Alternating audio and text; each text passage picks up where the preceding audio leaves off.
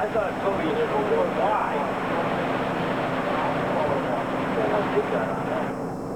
Yeah, I got you. Off my first thing thing. I'll add it today, right?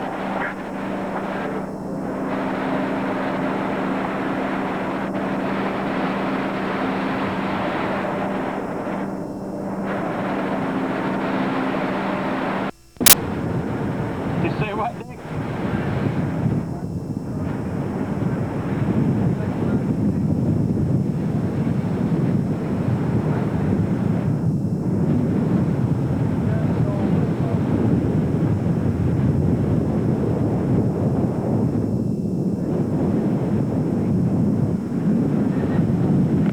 Automatically focus itself.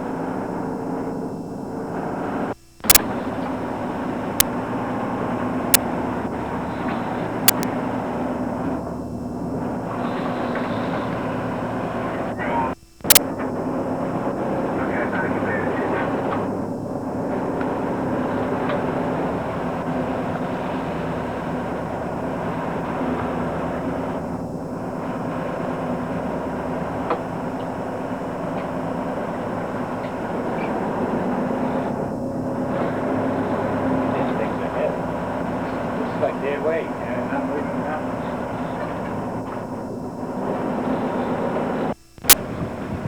Don't continue wiring anymore. Nice fish.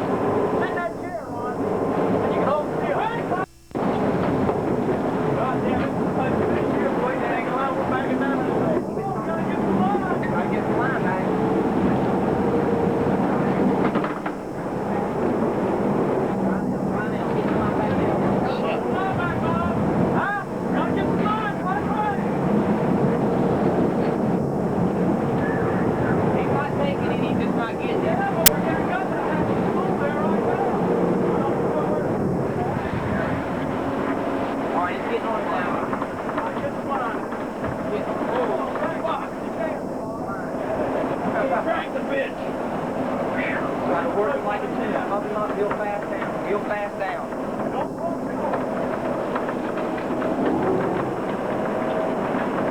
So he needs not real fast down. Help keep his chair. Turn right to the line in the water. Right where the line is. That's a blue mark. Keep it tight now, Bob. Keep it tight. Ball.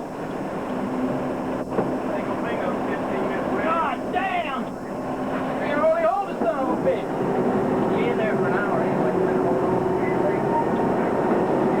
You want this thing to keep on running, Bob?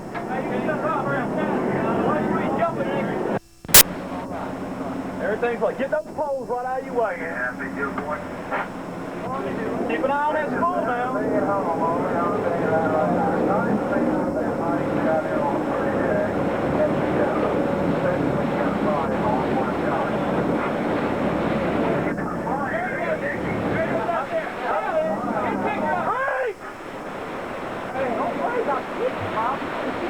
Get the pictures when we get him in the boat, Bob.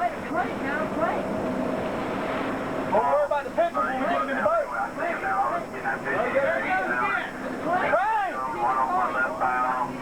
The fish is coming to you, Bob. Look at him jump.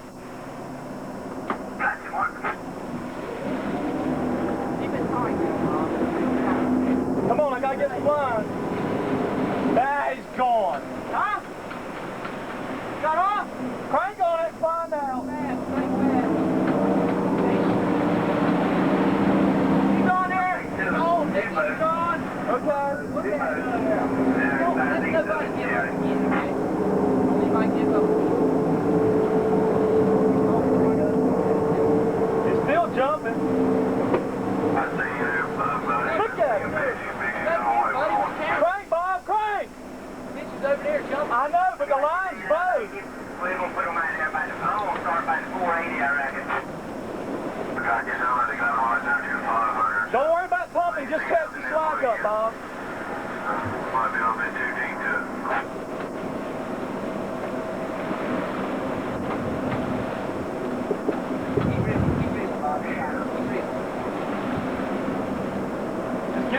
out of it right now. Come on, come on. Don't worry about pumping. I'm backing up. Just crank on it, Bob. Cranking, goddamn. You're pumping the pole. You ain't got to pump. You don't have to pump. You don't have to pump. Just crank the slide. Look right back here behind you. Tell him you ain't got to pump. We gotta go out there where you can. Just crank the slide. I'm not pumping. I'm just on the pressure. Okay. Well, crank fast as you can. You want to get some of this line back off. Bob, we don't get many shots of these things. We need this fish bad. This is what you wanted. Goddamn right. I want that other gap out there too, and all those lines cleared. Right there. Fair enough, off the bow ball, 500 yards. Take your time. It's hot. It's hot. Hey, not. You did a nice job. That away. Here comes Black Dickie. flag, Dickie. I'm stopping the boat. I can't do nothing else. You don't crank these things in 10 minutes. All right, get your camera ready. Watch the line. Watch the angle of the line. It's running. Don't snatch on him now. Is that gas secured? Good. I'm talking about the head of it. Okay, that's all I want to know, as long as you can't pull it out. How about that? That's good.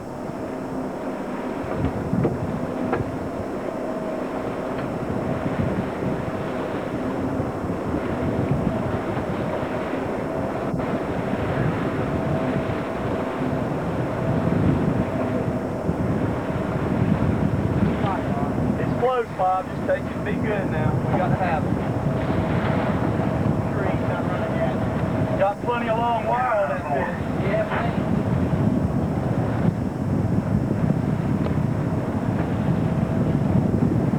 Keep it tight, Bob. Was that you, Bob?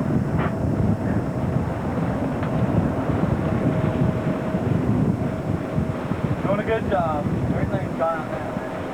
Tony, we're trying to cut you off. I'm busy.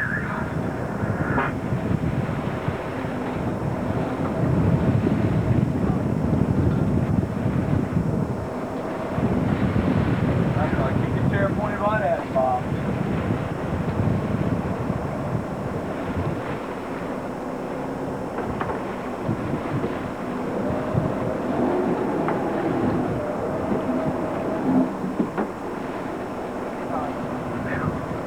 All right, hold tight. I got the kicker ahead.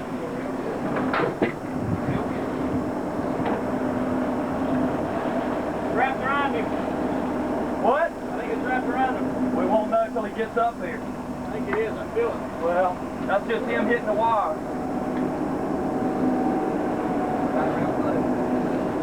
Fish isn't very far out there.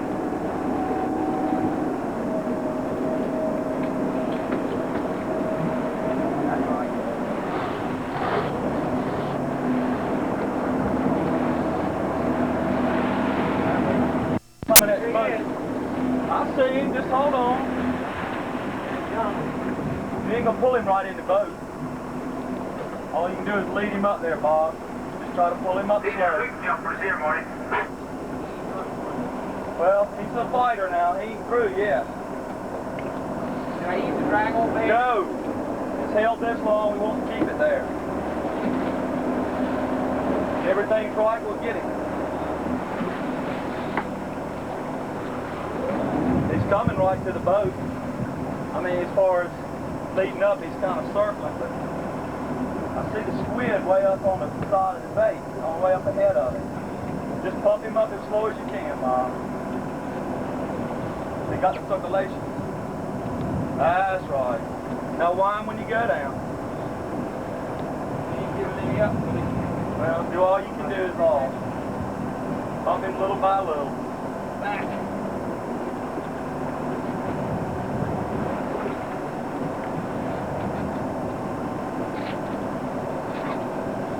That's right, Bob. You're getting him here. He's coming with you a little bit. laying down there sulking. All right, now you got to get out of my way. Okay. I got to get on that ladder again.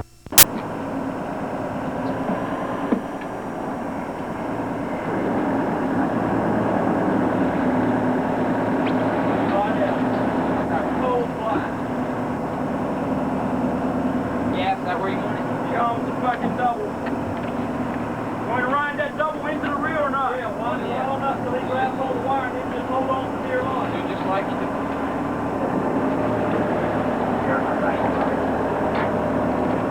I'm gonna leave it in gear when I get wired. I'm on that 6 foot high.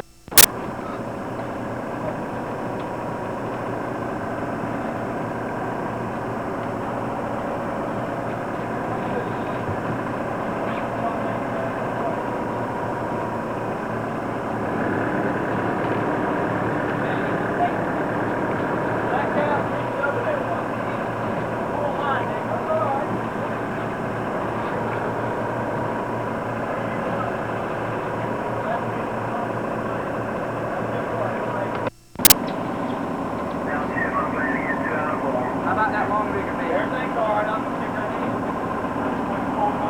Yeah, real good for this bag. There, that's the line. That's how they'll get in. Get off of there. Get that fucking thing in here. Oh, all right. Take it. That's all right.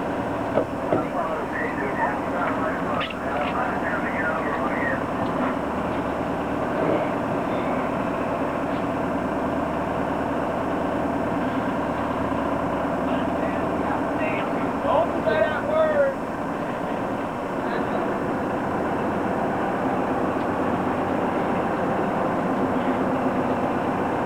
Here he comes.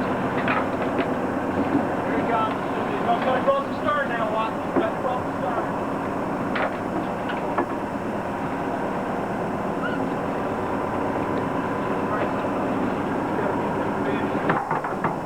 Leave it right down there. That's out of my way. Leave it right down there. I can take it down.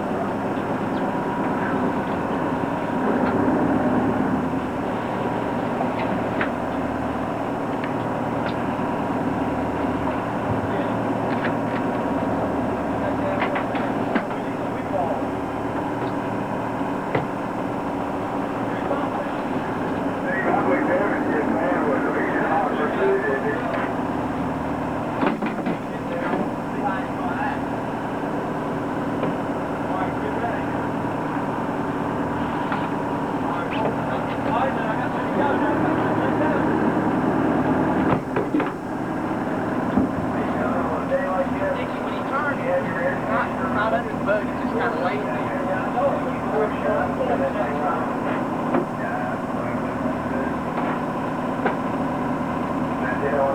Holy balls, boys.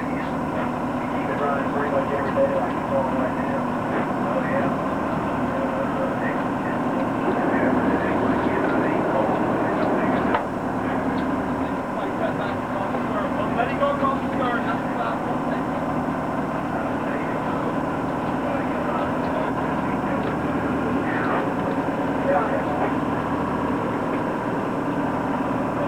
Like you're moving against the keel, let me hear about it.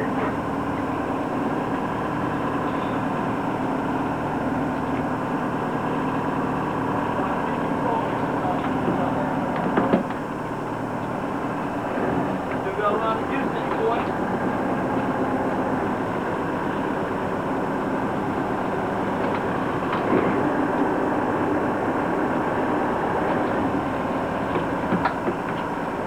Yeah, just get closer each time.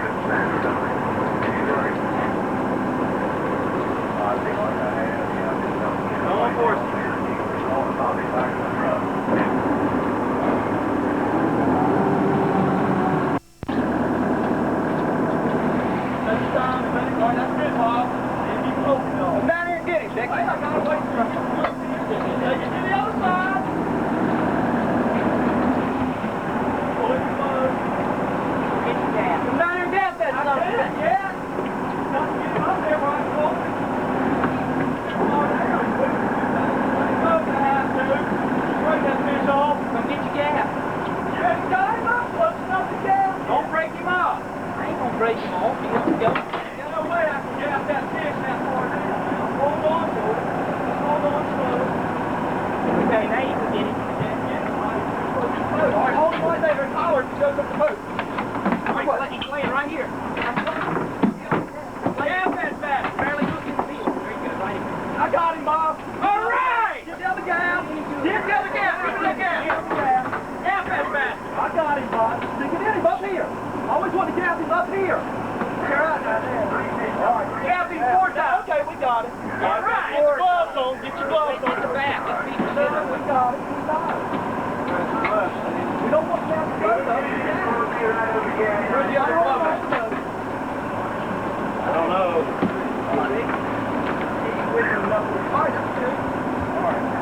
Anyway, I'll hold the gas. Nice. Where's this gas? We don't want to scratch the boat up. Wait, let me get a pair of gloves. I bet you ain't got a pair.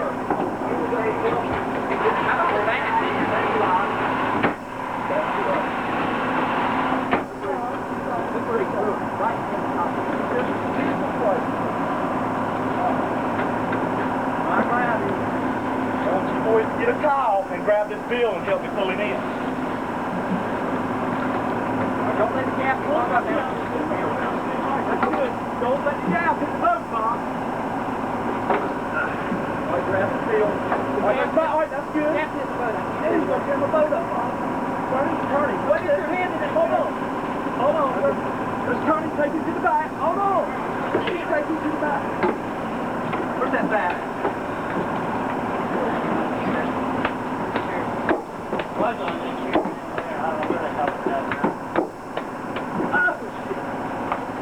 Back up, back up. Back up, Bob. That's a trying to back up, goddamn, and I ain't got a hold of this. Look, the hand is longer than where you got it. Get it where the run. Ready? I don't want to turn the boat up now. Turn him around. Just turn him. Hey, you want to gap him. Bob, let the fish turn to the right. Turn the fish to the right. Right around the back, Bob. That's it. No. You got the fish, Bob. All right, now turn it straight up and down. Now, I mean, turn it so you can get down a little bit. No, turn the fish towards the next page. See, pull him up. Tear my boat. I'm trying to. I got that. Wait, turn loose on it. Turn loose on it. All right, now spin the fish so the thing's turned. There you go. That's all I want to do. Come over here, Bob. Bring the gas over here. There you go. Ready? Everybody ready? Come on, yeah, pull. Come on, help me pull, boys, now. 1, 2, 3. All right, hold on. I gotta have somebody on 3. 1, 2, 3. All right, hold on. Nice fish. I'm telling you, I gotta take a break, boys. I can't wait. You got nobody. Ready? Wait a minute. 1, 2, 3. Hung up. Yeah. Got him, son. Okay, come on. We got him this ball. Y'all got to pull now, damn it. Pull. Pull it 1, down. Pull. 2, 3. All right, we got him. Okay. He's in. He's not in. Yes, he is. Take the gas out of it. Get away from that young man. Watch that hook. Wait, if you got to let it slide down, let it gas down that way. Let it down that way. Let it down that way. Get the gas back there. Cool. Okay, now pick it straight back up. We got to take the gas out of it. Shove it down. Pick it straight back up. Got it hung up in the bunch of line. Oh, Bob, look at that! Oh, yeah. 300 pounds or better. Hey, goddamn, I told you I'd catch you one. I told you I'd catch you one in some minute. Woo! Woo! Hurry up and get another. All right. Way to go, buddy. Way to go. Pretty work. Pretty work, fellas. That's good, Bob. Pretty work. Pretty work. All right. Woo!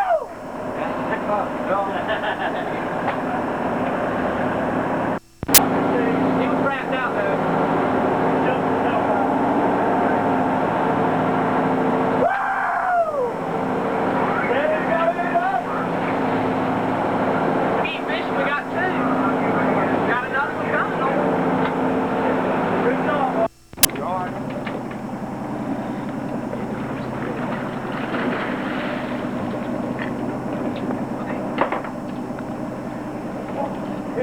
Pretty work, old boy.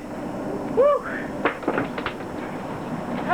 He's a nice one. He ain't got no bat to hit him with. Get out of the way. Got nothing to hit him with.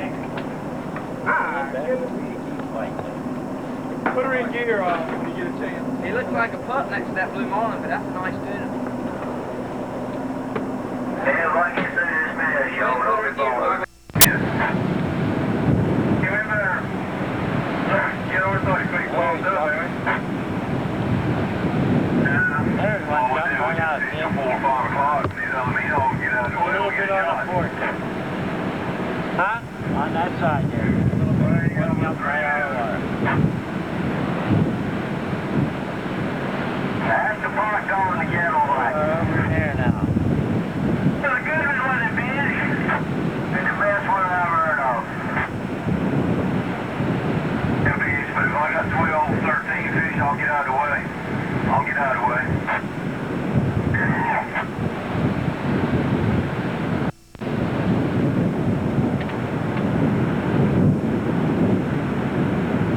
They're all around that foot over there now. Yep. Front and back. Oh, man, take pictures of him, man. Yep.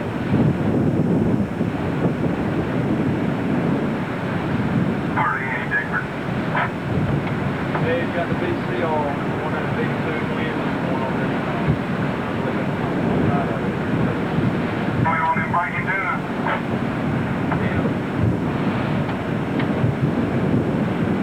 Damn, look at him jump out of the water. Yeah. They're all over the back, yeah. To be lucky to get a strike on this bitch, spread out over a big place like that.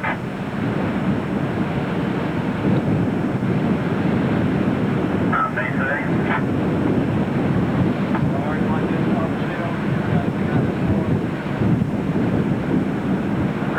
The whole ocean's right white with them.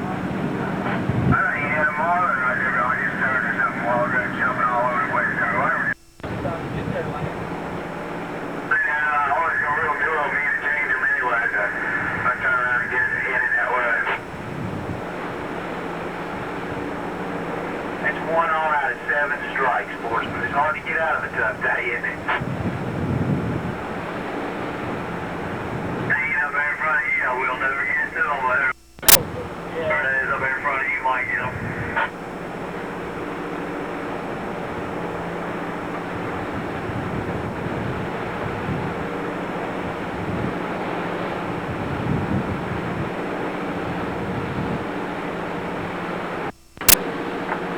Tripping me right on down here.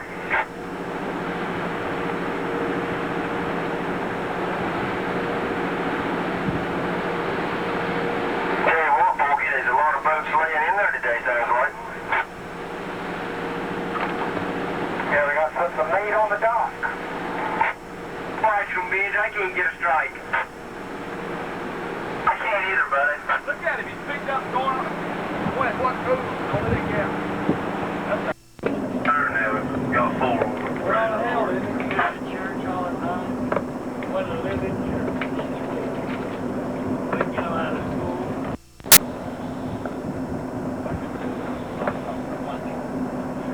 They're up, look at them break over there. Look in front of that. That's of that line. It's out of the fast lane in here. You look out there, you see them break. Right now they're breaking right much to Bonitas. Yeah. Just a handful just between you and I, here, Bill, or not? But keep answering here, Bill. Man, be here in a couple of minutes. Another good on one. Look at him. Put one for it, pull him a more. Buffalo, wild man. Look at the other one. That's one of them. That's one of those 85, 95 fish. Everything on some Michael, that's clear? Get these sound going up. I know you got to see that. Need some help? Need some help? There's a mess up there. I ain't in the middle. So? I ain't keep catching up. That looks like the bar breaking over there. Look at that. maybe I'll be lucky and go see this place. Give him the gap, he'll help you. Sit out here and get them all, homie. Woo! Heck, you do it. That's a smoker there. Looks what we got. That's a grown one. What? That's a grown one.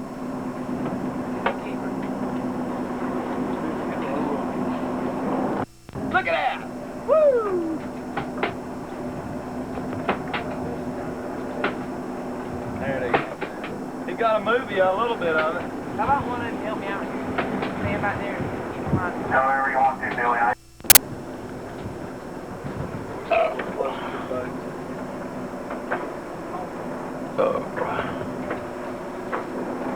This ought to be a right good movie. Hey, move fast, you'll be able to see.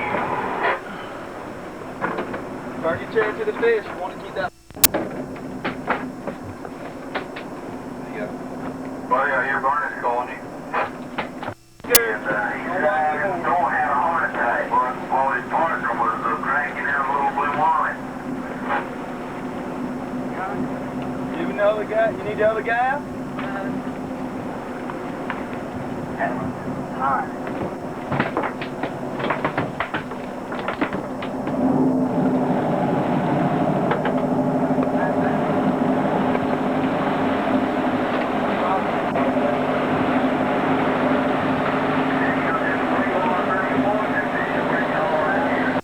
Gotta do what they want. It sounds like they're happy, and that's about all you can ask for, ain't it? Oh, they all had a cat that just give us a little bit, right? I'll make sure I include it for you.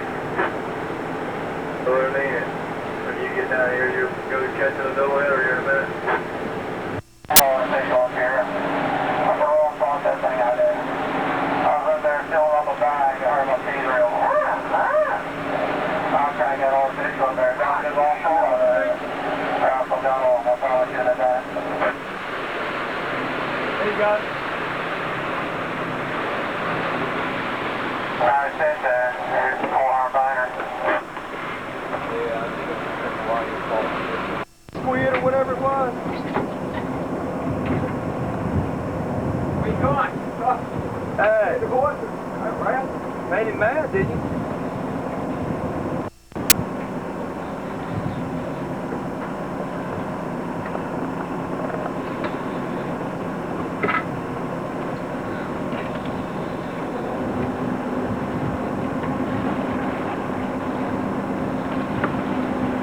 Gotten later on this other fish.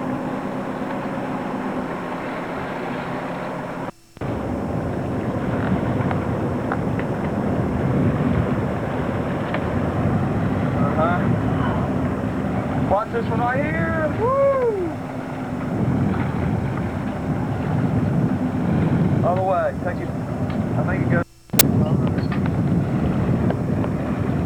Ah!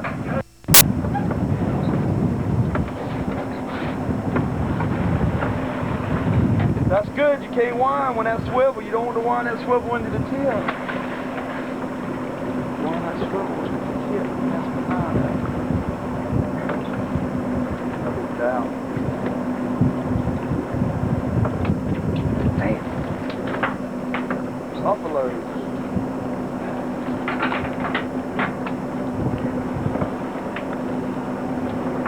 Go ahead, you can wind now.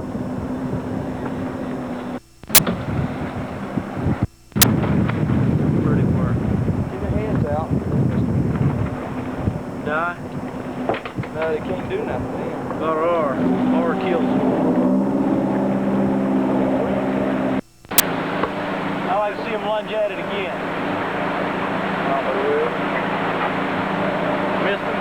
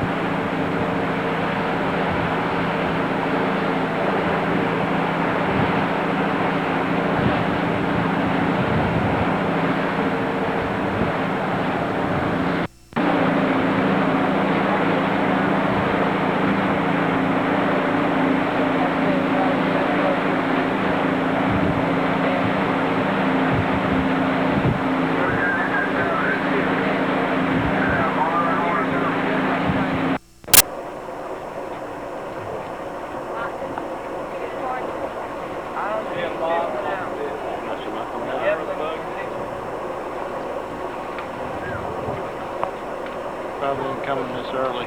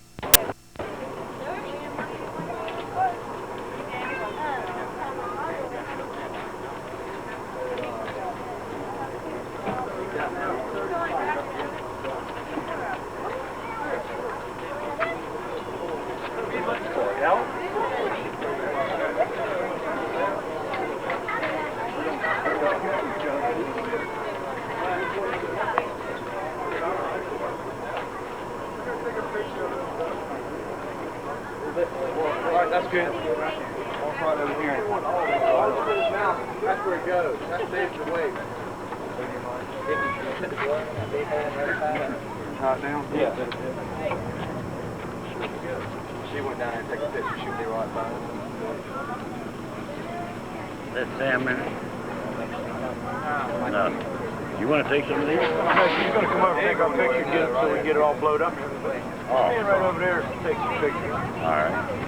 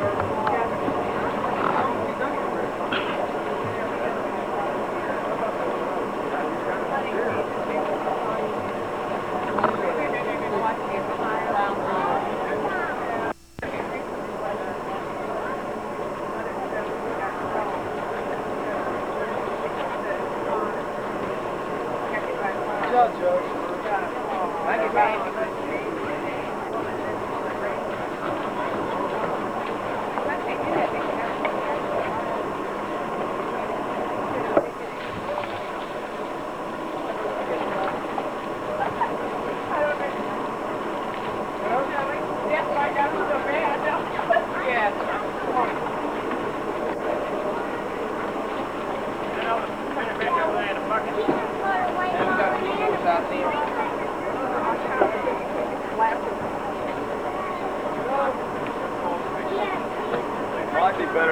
over here and we'll walk them over there, watch. Take the whole lid right off.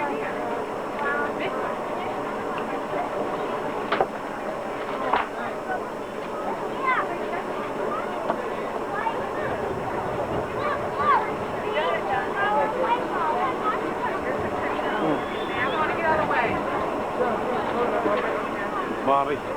Hey, Bobby. Hold the Budweiser around.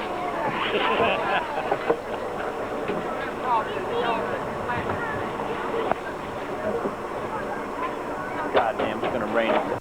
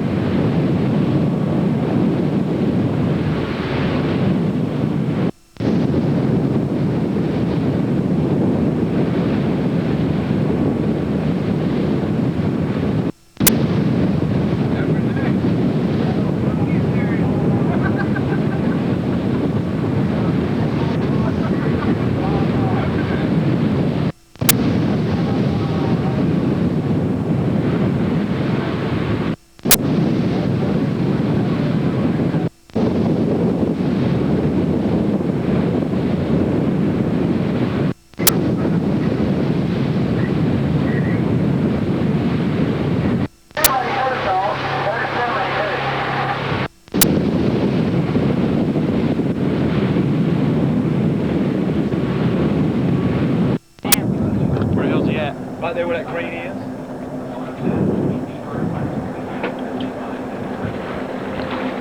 Jump.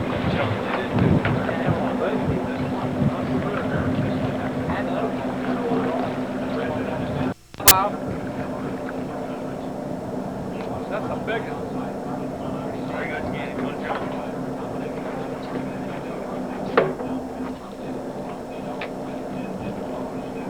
I mean, you see these things here? Coming up.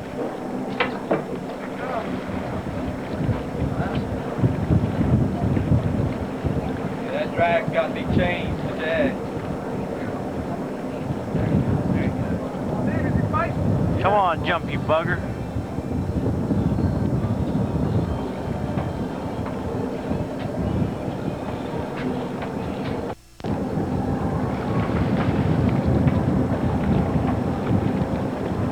If you have to.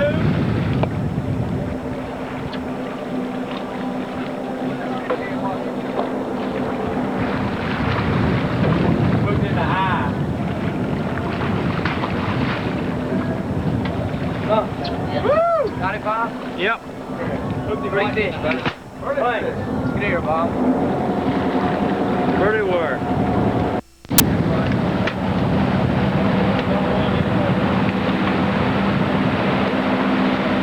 Turn over to stern of that ship. Yeah, that's right, yeah. Yes, coming to this. This is all to this there. It's scaring the boat. These things will go down. Right along the side of the boat.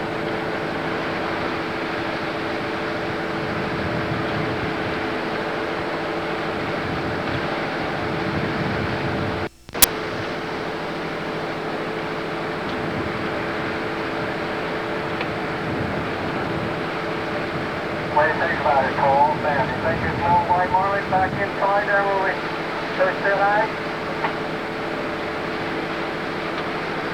I don't know, Henry. It seemed better then, but everybody was seeing them at the time, too.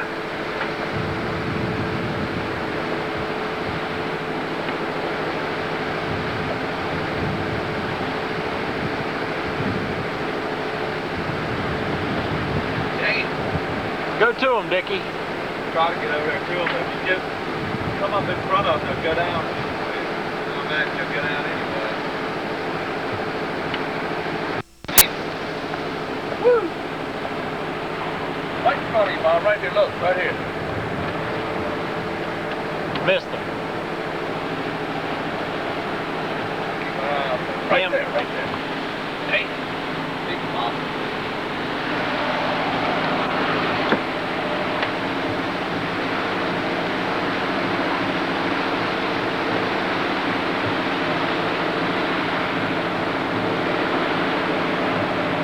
They're in front of you now. Look what's going on, Bob.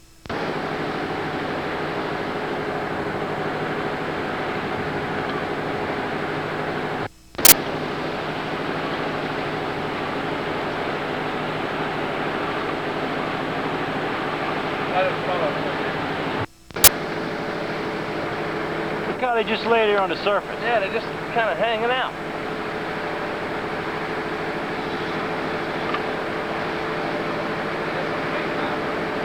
Yonder, Bob. Hey, what you fish weigh? 783. Right here, right here, right here. I hear you. Where's Dickie? Ain't that still on the railway? No, Richie runs about today. Over here, go I bet he's about here. Oh, I got Take us down. Try to go off parallel. You're going on one. Thank you there, Ray, old fiber.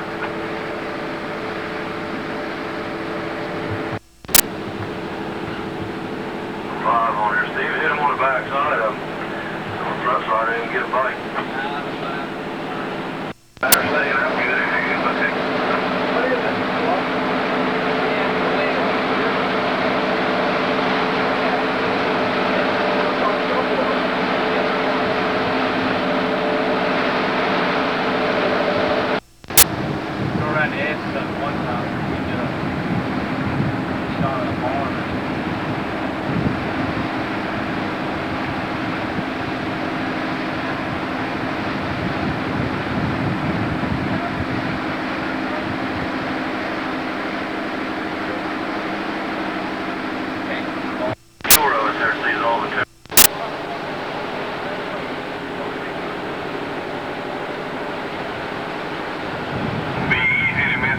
800. He might be 850 for the pool.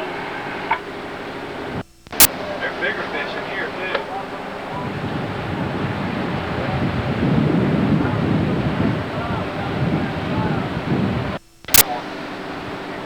Look at that, Bob. Get a picture of that. I'm getting them. Boy, that's pretty. You know, it ain't every day you get to see something like that.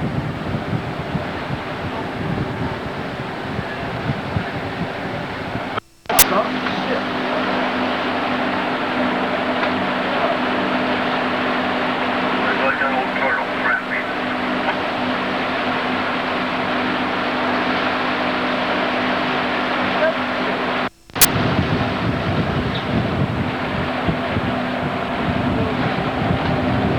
Take up what you're gonna let her up there, then.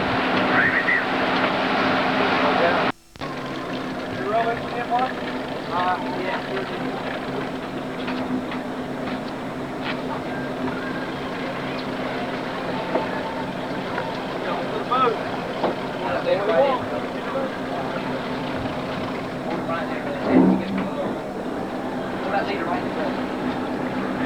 All right, hold him right there. Don't whine anymore. Let him until he gets his rig. Don't pull that leader right there in front of you in the boat. There you go. Dang! I swear I thought it was east of us, but I don't have it. Got to get the other one. Look at him swimming right there, Bob. Where? Right there. Yeah, that's where I thought he was. With y'all. He don't even try to go, huh? No, he ain't going nowhere.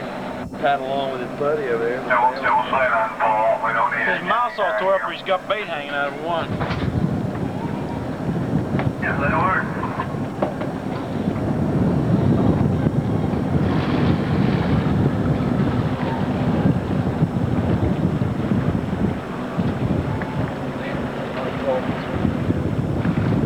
You won't hit nothing? Right. Now's when you want the gap. Now. Nice one. Yeah, he's swimming right along beside the boat. He's swimming right there, ain't even hooked. I don't think he needs it. Wonder why he stays there right by the boat.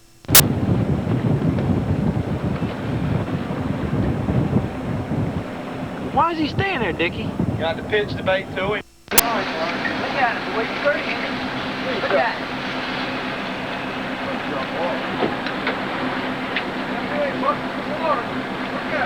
Look at it.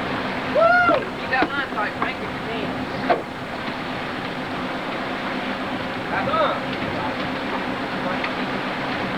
Don't flop it out, Frank. Damn, can you go backwards? You'll crank you right up to the... All right, everything. Look at it. He keeps jumping to the boat, I can't stop it. Yeah, he's right back. Wait a minute, I'll slow down. Everything in? Yeah. Damn, he was All right, tearing just it. slow down and He won't jump beyond, missed the big jump. All right, get ready to crank. Did he jump again? Keep the carrots on like you did. Crank back. That's it. Crank it thing. What's he gonna do with it? You want to mount him or you want to let it go? It's going to cost you about $500. Now what do you tell me? Hey, Bob. Yeah. Here comes. We don't get all we say when you roll, boy. Pretty work. Don't pull too hard now. Got your shot. Birdie. You got him today, okay? Got your shot. Is it a sail? I'm pushing the ball. Right through the head. Put a bullseye on him. I hate catching started loose. Don't you? Good work, buddy. Pretty well, buddy. Your wife's gonna kick your ass. Come down there by yourself, I'm sure. What's it in? Wrestle! All these video and Tom Sully.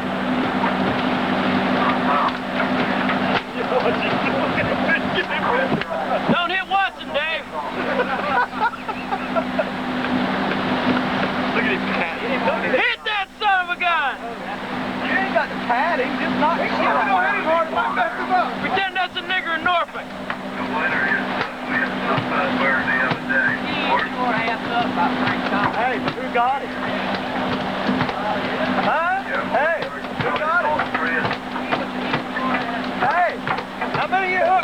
this year. Okay.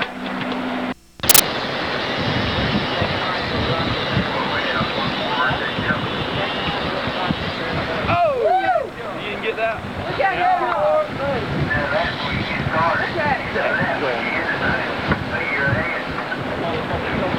Take that thing in over there while you're not jumping. Tangle me up there, bud.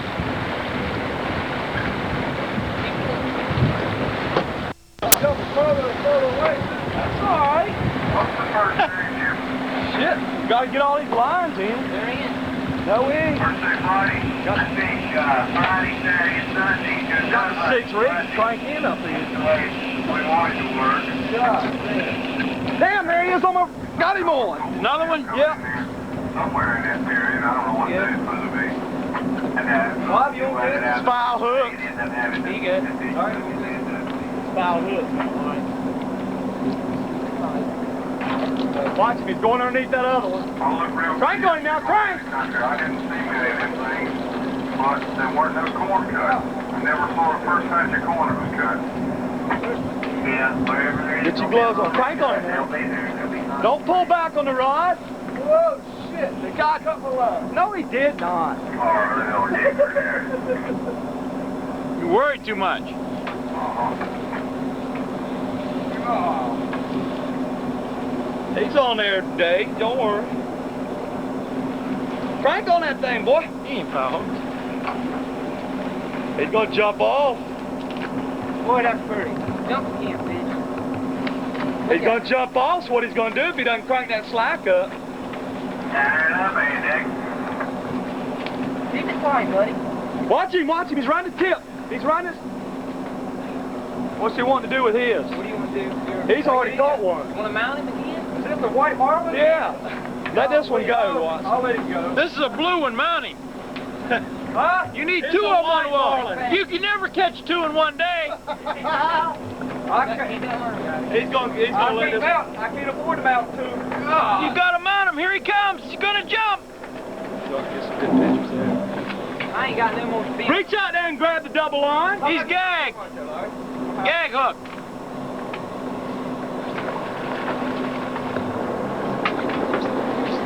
All right, we got that one. Now turn him loose. How do you do that? Just grab him. Pull him up here quick, because you got another fish. You can't wind anymore. That's nice. I'm just trying to hold him. Duck your tip down. Duck your tip down. Right. Cut him off if you have to. Just get the sea When witch. you were turning. Alright, here you go, Bob. That's fine. This is What's the matter? What's the matter? All right, what are you going to do with this one right here? Put him in the boat. All right. That's good, Dave. I got it. Wire him all the way out there a little further. Get him up now. That's it.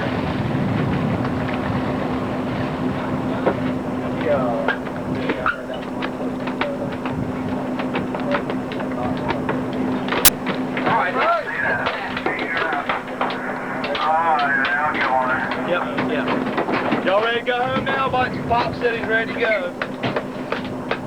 No, Pop said he ain't caught him a fish yet. I don't care. I'll stay till midnight. Let's go home. Try and catch another white one, Bob. Let's give it 10 or 15 more minutes. I did. I'm giving him 10 minutes. You don't want to catch one? He don't want to catch one, Watson. Pick him up. Let's just go another 10 or 15 more minutes, Bob. Let's pick him up.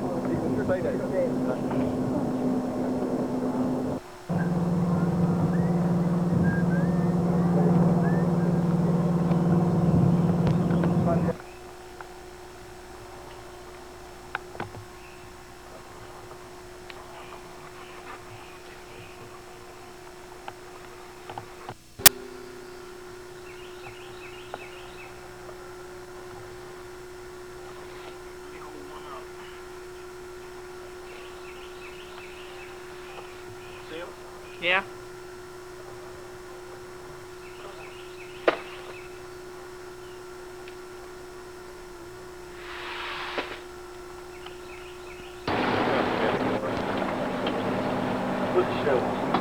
I don't think I did one of these.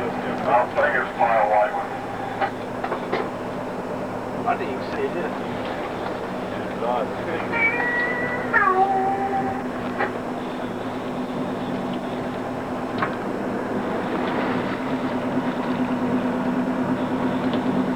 Gotta get on the bridge. Get him gas and stuff. You're going to find out who does that, wouldn't you, Billy Ball? I know 100%. On, jump, you bitch. Doing a first class job, buddy. Oh, now what? I need to see through here. Give me one right there. I just need to watch Tom here. Yeah. Look at it. Nice little one. There you go. Doing good. Keep cranking. Keep it tight now, Bo. Oh, man. Keep it tight. He's Look, here. man. I can't tell. I just hate when they come out of the water. Nice and easy. Ease up and on when you go down. Nice and easy. I'm mine, but I'm going to listen to you. Coming up. Get ready.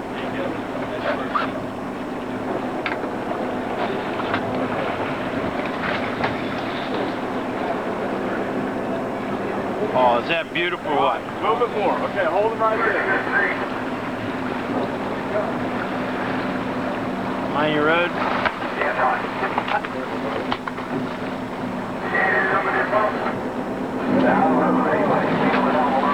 Pretty work, buddy.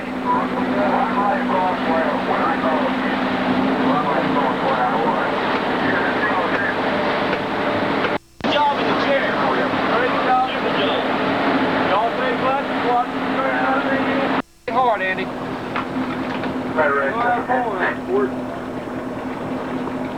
Fake somebody out. He's a big one. Hang on, you got him. Pull up on him. Morning, can you get us 73? He's a big one.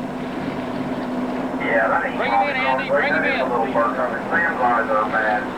Yeah, go to 73.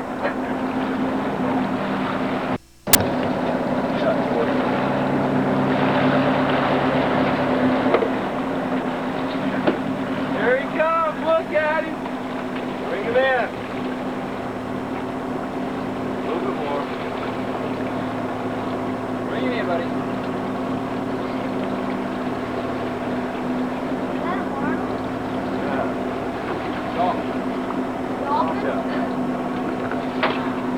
That's good. You got him, man.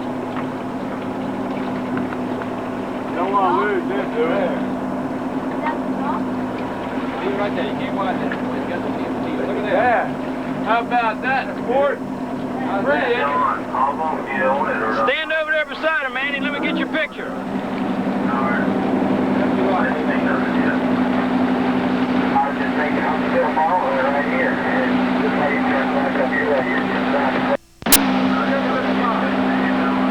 Wave at him.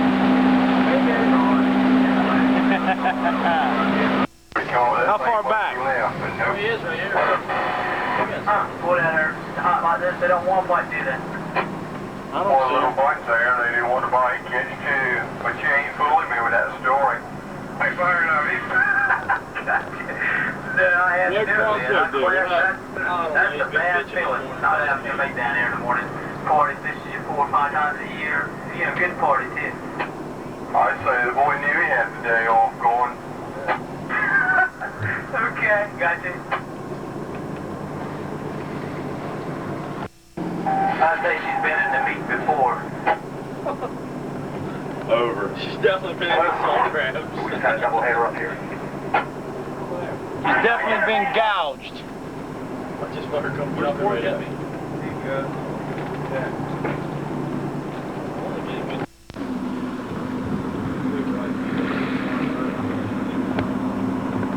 I'll take that hill like about 3.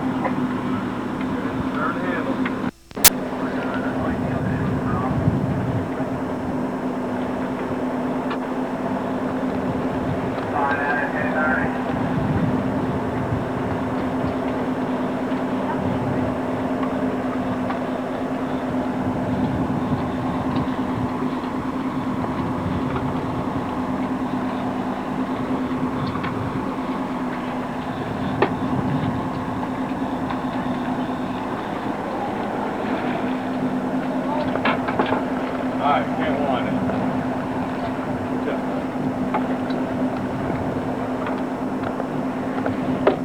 Hold your paw. Don't let go of it. Pick it up and hang on to it.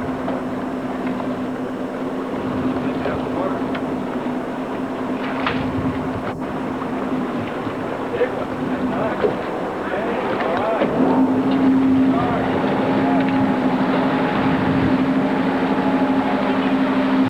Left drive. I'll never get burned out.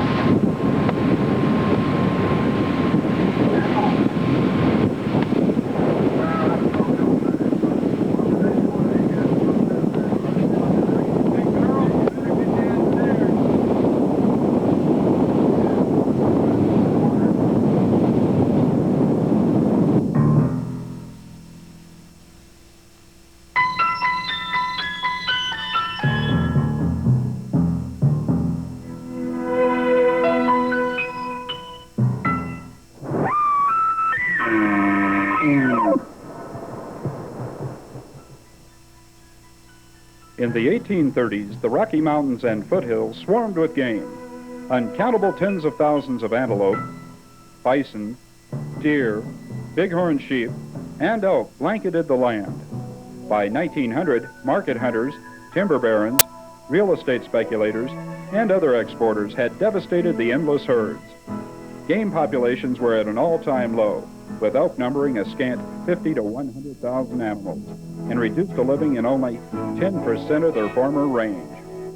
Fortunately for Americans today, a few visionaries during those dark periods in our wildlife's history realized that a priceless national treasure was slipping away. With our 26th president, Theodore Roosevelt, in the lead, these men set aside millions of acres of land to conserve our natural resources. This concept was unheard of in those times, but was instrumental in spearheading a remarkable recovery story. Today's thriving elk herds are a tribute to their foresight. Elk hunting in the Rocky Mountain West is what this film's all about. Hi, my name is Ed Wolf, author of Elk Hunting in the Northern Rockies, and we're going to show you where to go and how to do it.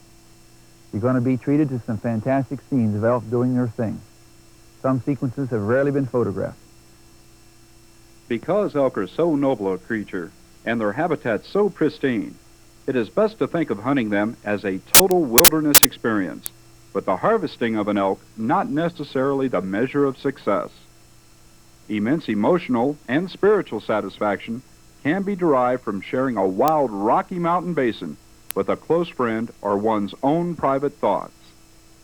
A successful hunt is indeed in the eyes and mind of the beholder. Elk live in diverse habitats, even within the confines of the Rocky Mountains, giving the novice or experienced hunter a variety of habitat types to hunt. The Wind River country of Wyoming, for instance, contains some of the most spectacular alpine backcountry in North America. Montana offers perhaps the most diversified elk habitat. Rugged high alpine basins or dense stands of timber all offer prime areas for elk. Idaho's Salmon River breaks, being very steep, primitive, and dominating, offer a unique type of hunt, as does Colorado, New Mexico, and Utah. Because elk live in such diverse habitat types and are so widely distributed, they may be hunted in a variety of styles. In reality, all dyed-in-the-wool elk hunters have particular quirks and techniques for hunting elk. None are necessarily right or wrong. One common characteristic I've found among people who measure success by harvesting an elk year after year is persistence. Hunting long and hard is the key.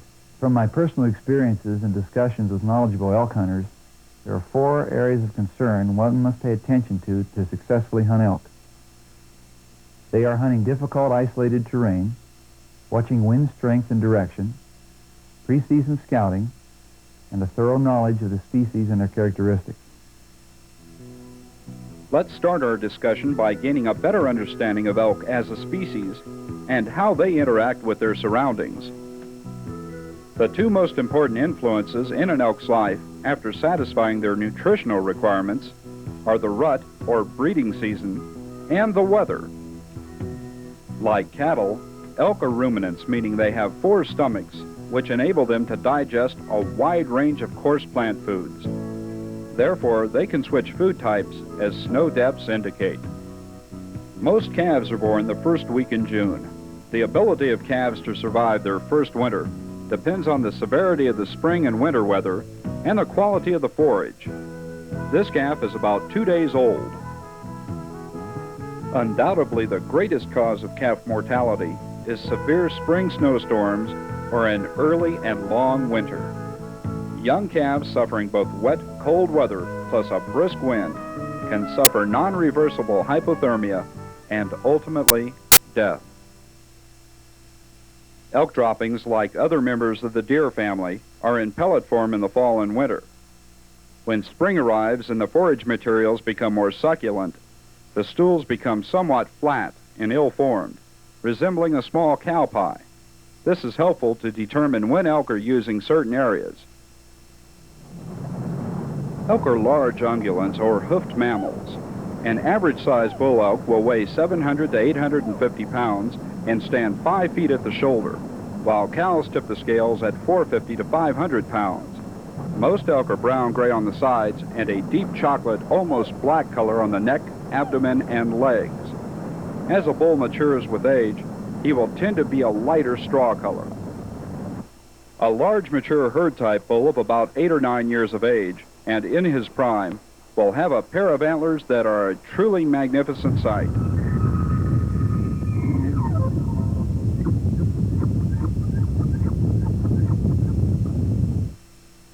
Their growth and development are influenced by hormones, nutrition, heredity, and the general health of the bull. Usually, the antlers of a normal adult 4-year-old bull will have 6 points on each main beam, with both sweeping up and back from the head. The largest bull ever taken and recorded was killed in Dark Canyon, Colorado in 1899. It scored 442 3/8 Boone and Crockett points.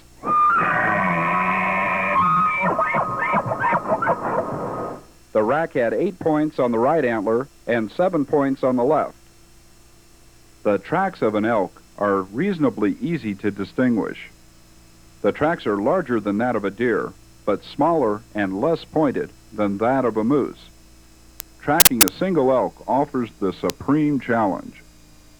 You should try to parallel the trail or try to circle above and ahead.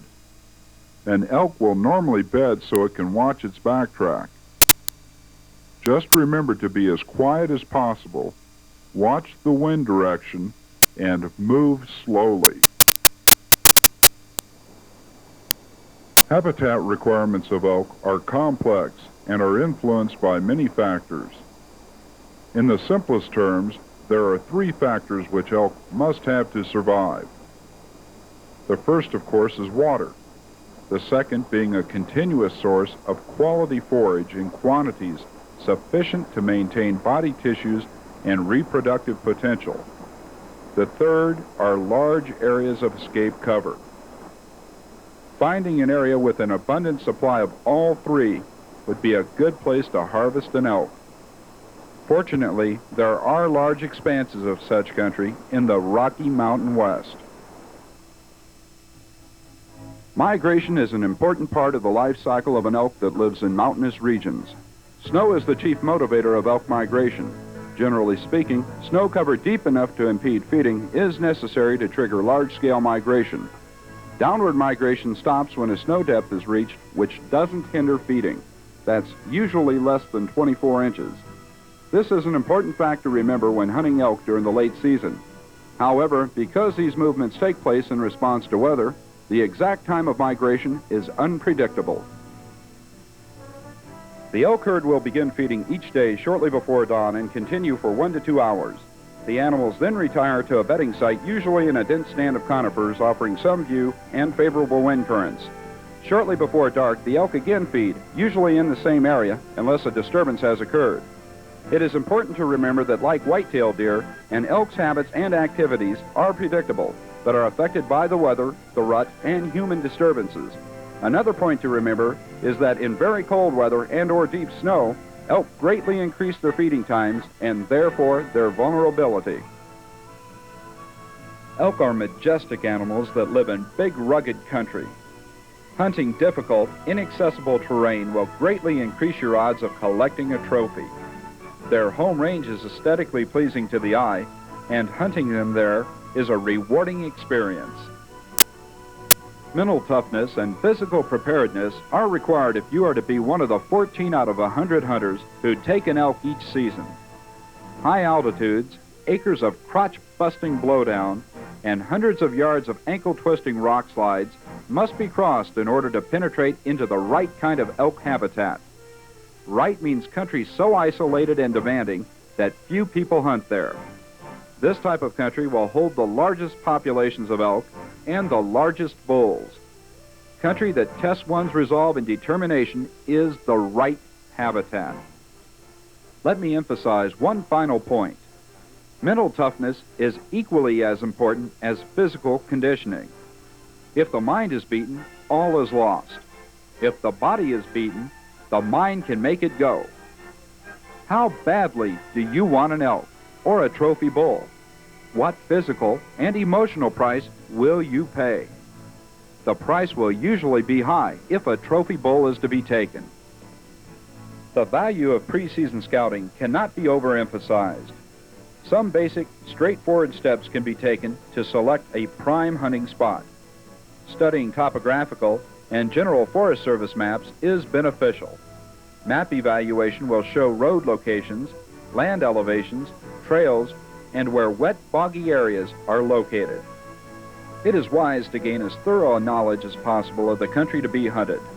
Map study and conversations with locals will do for a start, but there is no substitute for good old-fashioned legwork. As many pre-hunt days as possible should be spent in the area to be hunted, observing the game movements, studying wind current tendencies, and understanding the lay of the game trails. I know from personal experience, it is critical to have confidence in the area hunted. Preseason scouting can accomplish this by spawning a positive mental attitude, which is a good deal of the battle. In addition, physically exploring an area using binoculars is one of the most important parts of a meaningful scouting trip. Long periods spent at various vantage points will unlock a wealth of information concerning the activities of animals. Preseason scouting is the backbone of any well-planned elk hunt. While scouting, be discreet and low-keyed. Work the fringes of prime habitat. Keep a distance from any sighted elk, and keep the entire trip of a short duration. We realize this discussion describes the ideal way to prepare for a hunt.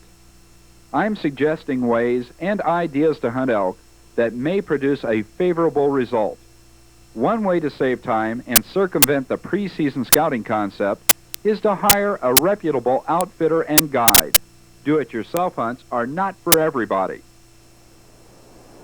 Wind currents in a mountain environment tend to rise in the morning as the sun warms the basins and to fall in the evening as the air cools. These are general guidelines, but winds in timbered pockets and on open ridges can change direction suddenly and often, any time during the day. The elk's most dependable line of defense is its sense of smell. It rarely fails them. One whiff of a man's scent creates instant concern, for there is no other smell like it in the elk's natural world. It commands an elk to do one thing: escape. Elk can be stalked to incredibly close ranges if the conditions are just right and the hunter patient. Here is a bull that has been tracked to his bed and is with a group of about 6 cows. Everything is just right. The bull is bedded several yards from the closest cow. He is rutting and slightly less cautious. The snow cover is moist and soft, muffling foot movement. And most importantly, the wind is gentle, but blowing steadily in the hunter's face. The bull is approached with extreme caution as it begins to alert. As the elk again relaxes, an arrow is slipped in behind its last rib. The 70-pound recurve drives the arrow completely through the elk's body. As is often the case, the arrowhead bull doesn't run far, and he isn't pushed. This bull refuses, even though mortally wounded, to leave his cows. The bull is left undisturbed for 3 hours. As he becomes weak from blood loss, he makes a bed in a dense patch of lodgepole pine, and there he dies. Not pushing an arrowed animal too quickly and chance pushing it out of the country is critical. Patience is the most important factor after arrowing a big game animal. One way to approach elk hunting is to think of it on a month-by-month basis. Hunting elk in September is very different from late November. The rut and changing weather conditions as winter approaches are the two factors most affecting hunting strategies. September is a super time to hunt elk. During mid and late September, the bulls are active and do much roaming. They tend to be slightly less elusive and visible for longer periods of time during the day. In the right situation, hunting in September during the rut can increase the odds of collecting a herd-type bull. Weather conditions in September can be warm, with temperatures in the 50s and 60s, forcing the animals to seek shady, wet areas suitable for wallows. Since August and September are dry months, making the woods noisy, still hunting is usually a tough proposition. Tracking snow is also unreliable this time of year.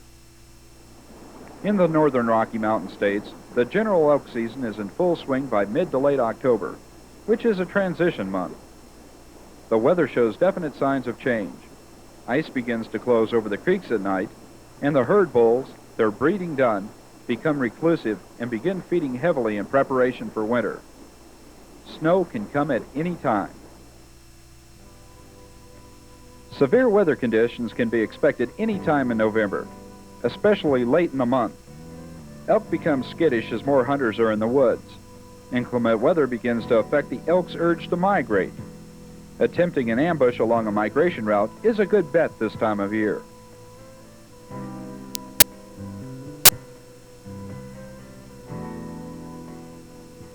Far and away the most exciting time to hunt elk is during the rut in the fall. It is not necessarily the most productive time, but it is exciting. There is something about an elk's bugle on a clear, frosty morning that is totally unforgettable and addicting. A bugling elk signifies wildness and power. It is a not-to-be-forgotten experience. The sequence of physiological changes which causes the cows to come into heat, or estrus, and the bulls to rut, is linked to the length of day and the amount of light striking the retina of the eye. However, the intensity of the rut is definitely affected by weather changes, especially cold weather.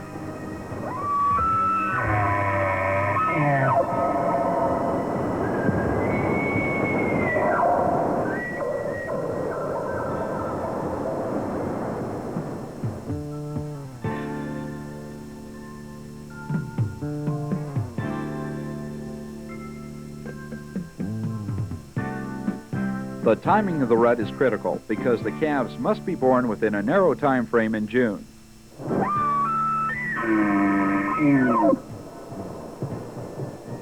If calving occurs too early, spring storms kill the calves, and if born too late, an early winter could take a severe toll.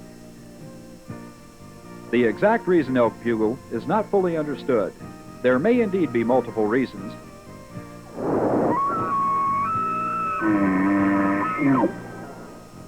Substantial evidence suggests breeding bulls attract cows by bugling. In general, the larger and more dominant the bull, the deeper and more commanding his bugle. To substantiate this claim, bulls will bugle most frequently in the early pre-dawn hours and just before and after sunset, which does coincide with increased cow activity. Many biologists believe bugling is a means of communication between bulls which says, "I'm tough. Stay away from me and my cows."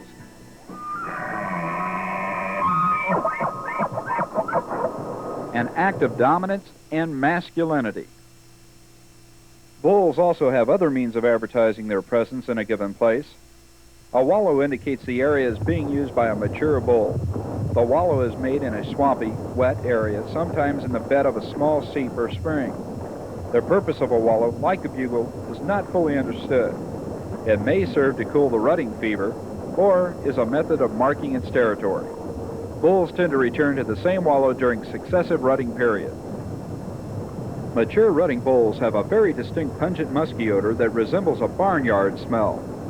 The odor announces the bull's presence for long distances with the right wind conditions.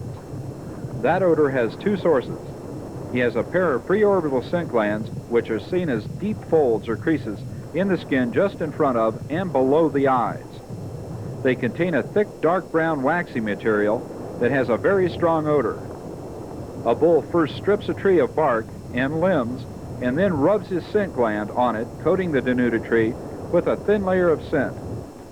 The bull then smells the tree to check its odoriferous qualities and then spreads the scent down his neck and shoulders by rubbing them vigorously on the tree. It's an interesting behavioral characteristic. While hunting in September, the presence of rubs will mean a bull could be in the vicinity.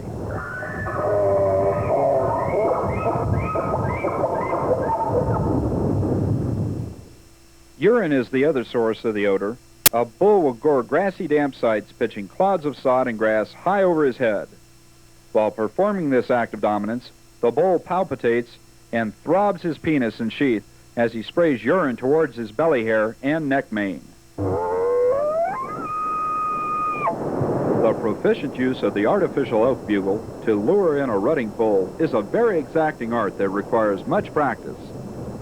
Many hunters have developed the use of the bugle to a high degree. Each hunting situation calls for a different approach, but if called correctly, a bull can often be talked into very close range. In western Montana, there are many hunters who are expert in bugling in elk during the rut. Rob Hazelwood, who is the founder of the Cedar Hill Game Call Company, is among the best, and he has been kind enough to give us a demonstration using his diaphragm elk call grunt tube combination. During the next few minutes, I'm going to discuss with you techniques and methods for bugling in elk. Probably one of the most effective means of calling in elk here in the West today is with the use of the diaphragm elk call.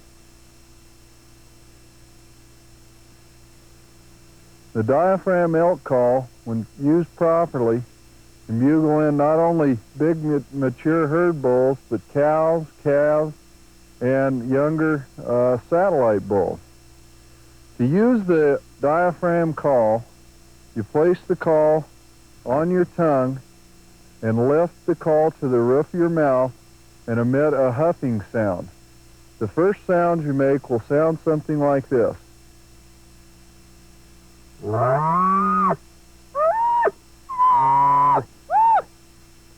Okay, with practice, you'll learn to control these sounds, and after this brief instruction, you'll be able to hopefully bugle in an elk. I like to teach people to bugle elk in three different parts. The first part is the low in volume, or the grunting sound. The second part is the high whistle, or classic whistle. And the third part is the series of grunts. Now, to do the first part, you place the call on your tongue, lift to the roof of your mouth, and emit a growling sound from the back of your throat. And that will sound like this.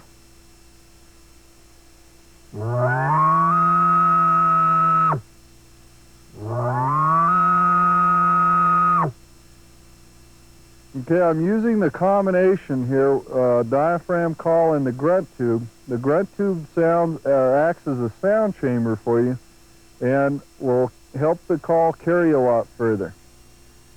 Okay, getting back to the elk bugles, the second part of the elk bugle is the high whistle, or that classic bugle that you oftentimes hear.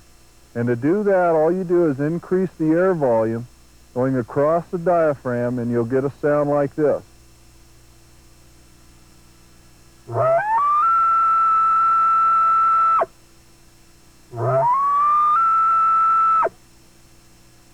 Okay, now the third part of the bugle, or the series of grunts, you make the same way that you're making the high-pitch whistle, only you lower your tongue away from the call, and it'll give it a choppy sound that'll sound like this.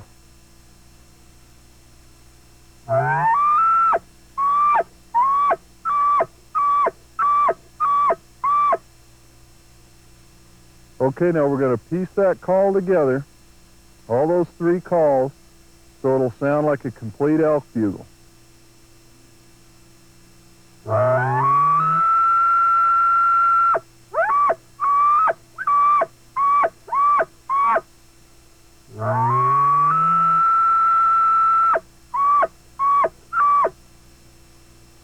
And probably the biggest mistake people make is to get too excited when an elk answers you and try to move in on him too quick. The best thing you can do is just set up immediately. Once you get that elk to answer you, find a good place to hide, set up immediately, and give the elk about 10 or 15 minutes. Find out what he's going to do. It'll also give you time to calm down, figure out which way the wind's blowing, figure out which way he might be coming in. It gives you an extra advantage. Then if the bull doesn't come in, you can make a move on him, figure out which way the wind's blowing and make a move on him and try and get in close to him where you can bugle again and try and get him to come in. What to do after shooting an elk? We feel you and I have a strong moral obligation to harvest an animal as quickly and cleanly as possible. We should train ourselves to shoot accurately and know our weapons well, be they rifle or bow. A calculated effort should be made to learn tracking skills and to read blood trails. Most importantly, we should be mentally prepared to follow a shot animal until it is either found dead or evidence indicates a full recovery.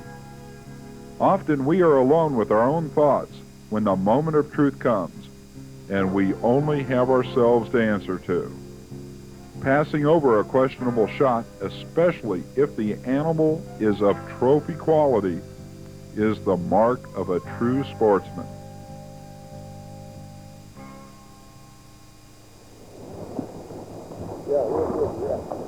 We would like to take this opportunity to invite you to kick back, relax, and go elk hunting with us, high in the timbered basins of Montana and Idaho's Selway Bitterroot Wilderness. The area encompasses nearly 1.2 million acres and is the largest wilderness area in the lower 48. Well, Gary, we'll get him in the morning. Yeah, you'll get a good hunt tomorrow. You can get calves to help things out a lot. All right? The snow will help things out a bunch. Yeah. Well, they got snows up there, right? Beautiful country, isn't it? Pretty pretty, yeah. That's pretty up there. I hope there's elk up there.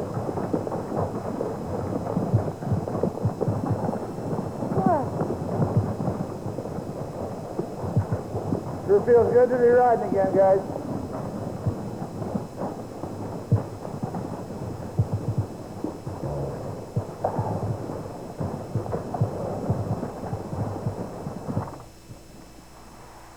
Well, guys, got the camp all set up. Might as well have a little cup of coffee here. Sounds great, buddy.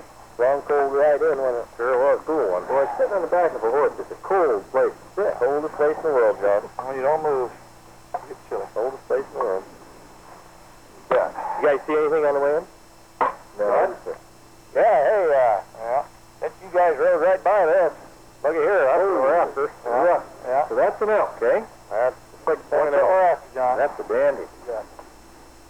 He's got 6 points to the side, John. That's called a royal. And that's a typical rack. It's 6 points to the side. He's been laying around probably a couple seasons. He's got some lichens on the horns. Yeah, looks like some animals have kind of chewed on him a little bit there. Porcupine. Yeah. Now we found something else we didn't tell you about either on the way in. I bet you don't have these back in Michigan, do you? Not that quite that heavy. Woo! Look at the size. That is a dandy rack. Winter kill. He's real heavy, Tom. He's exceptionally heavy and got a little atypical, almost a drop time back here. He's not real long in the tines, so he's not going to score real high. Probably whole 140-ish, 138-ish, something like that. But we got some good whitetails. That's a beautiful buck. He's a nice, beautiful buck. Well, we're down here this time. Where else do you guys go? Well, I guess one of my favorite areas, John, and I love this area, but one of my favorite areas is probably the Anaconda Pentlands down in southwest part of Montana, and it's located about 50 air miles east of Darby down there. Real high alpine type country, good for early season, early part of the season. You get a little snow in there and later she's a little tough, but it forces the elk down out of there and to the east fork of the Bitterroot. And that's good for a late season hunt. How about you, Roger? Where do you usually? Oh, I like going over on the west side of the Selway. I go on the Idaho side because they start early. They got a September 15th rifle season over there, and you can catch them while they're in the rut. That's something, John, we don't have here in Montana, a general season, general rifle season in the rut. we can go into Bob Marshall after September 15th and down in Sorky Country north of Yellowstone and gun hunt. But in general, we don't have a statewide bugle gun season. It's all archery then. They get a little advantage of it in Idaho. Hey, Dad, tell me about our hunting the Bob Marshall. Oh, Potts, you don't know Oh, that. stories again. Here we go. It'll be a long one. It's going to take a while. Okay. Well, then it was Scott's first season last year. He passed his hunter safety course, which all young hunters in the state have to pass. He's just 12. And we packed all the gear up and headed up the Blackfoot Valley over to the trailhead of the Bob Marshall. Now, where is that Bob Marshall from where we're at now? Well, the Bob Marshall's about 60 miles east of Missoula, and we took a trail out of the Whitetail Ranch over there, and we went in about 9 miles into a place called Meadow Creek. And a little acre meadow in there with a creek flowing through it, and we set our camp up. Is that high country? Oh, down the heights in there is probably around 6,800, 7,000 feet, somewhere in there. And one side of the little valley is a north-facing slope, real thick and heavy timber, and blow down and wallowy type, elk wallow type country. It's almost 1 million acres, too, John. It's one of the largest wilderness areas in the country. I think the Selway is the biggest one, isn't it? Right. Selway's 1.25 million. Yeah, spills in Idaho and Montana. At any rate, the other side of this little valley was open country, rimrock country, mule deer type habitat, and elk up in there too. But Scott had a cow permit, so we thought maybe we'd get him in there and try to get him a cow. And Better lucky, John. We got in there next morning while we had 2 inches of fresh snow on the ground. Yeah, we did. We had some snow. And we got up into some higher country. We had into about 12, 16 inches of snow. Well, we'd been in the Bob about 3 days or so, and hadn't had much luck. And we were working hard. We'd put in the hours.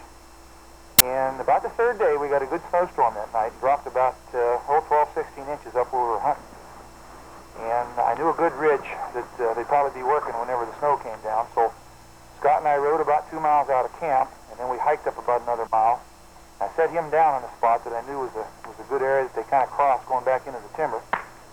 I kind of eased up through the woods and got on a track, and I was coming into an opening where I'd seen elk before, particularly on a ridge that was to my left, and kind of eased over that way and glanced up and thought I could see some elk on the ridge, and I got my glasses and I looked, and sure enough there were 3 bulls up there, and the one on the left was a good 6-point, looked good. The 2 other bulls were smaller. One was probably a 3-point, 4-point, something like that, and there was a spike. And I was sure wishing I had Scott with me, but he was about a half mile back sitting this trail. And I determined that one on the left was a good one. I'd try to take him. So I started working through the brush, a lot of sagebrush and snow and what have you, and started bending down and sneaking. The range on the elk at this point was about 1,000 yards, so I didn't have to be too careful. I glassed off and glassed him again, and started closing the range down, watching the wind. I got a little piece of yarn on my sling swivel on the gun. I was watching the wind and just working, and I started going on where I was belly crawling after a bit and easing along. And fortunately, one of the bulls, and the biggest bull, broke off from the rest of the bulls, and I decided I'd try to go for him. And I closed the range down to about 100 yards, and watching the wind and just taking my time and belly crawling and easing along. Finally, I closed him down to about 45 yards. And he was feeding, and I worked in on him and came up to sitting position, and I shoot an iron-sighted 270, and got close as I could, shot him once right behind the shoulder, and he immediately bolted on me, and ran, and I shot him again, had another shot. He stumbled and almost went down on me, and he ran off another, as I recall, another 30, 40 yards, stopped, looked back at me for a second, and he didn't act like he was hit. Sometimes elk will do that. But he did peel back over the side of the ridge and disappeared on me. I knew it hit him hard twice. I got him both times. So I just sat down and waited about 15 minutes, started working that way, and just over that little knob that he went down behind, we found him piled up, dead. And of course, I went back and got Scott. We had a skinning party and what have you. It was quite an experience, John, between a father and son, I'll tell you that. We'll never forget it. He wasn't in on the kill and stuff, but he got to smell him and help gut him, and it was a neat start. It gets me excited for tomorrow, I'll tell you. I'm ready to go. Oh, you bet. Me too. You bet. But now, you say you shot this thing twice, Ed, and it was still going? John, I took him in the chest for the first shot at about 45 yards. He acted like he wasn't even hit. He ran off another 20 yards, and I shot him again. still didn't go down, and he went over behind that little ridge and was still going. He didn't fall probably for another 15 minutes. It didn't appear the way he traveled. Well, what are you shooting for a cartridge? Oh, we use a variety of cartridges. Gary, you want to get some of the weapons here? I'll take a look and show you what we got. Yeah? Here's yours, Ed. Yeah.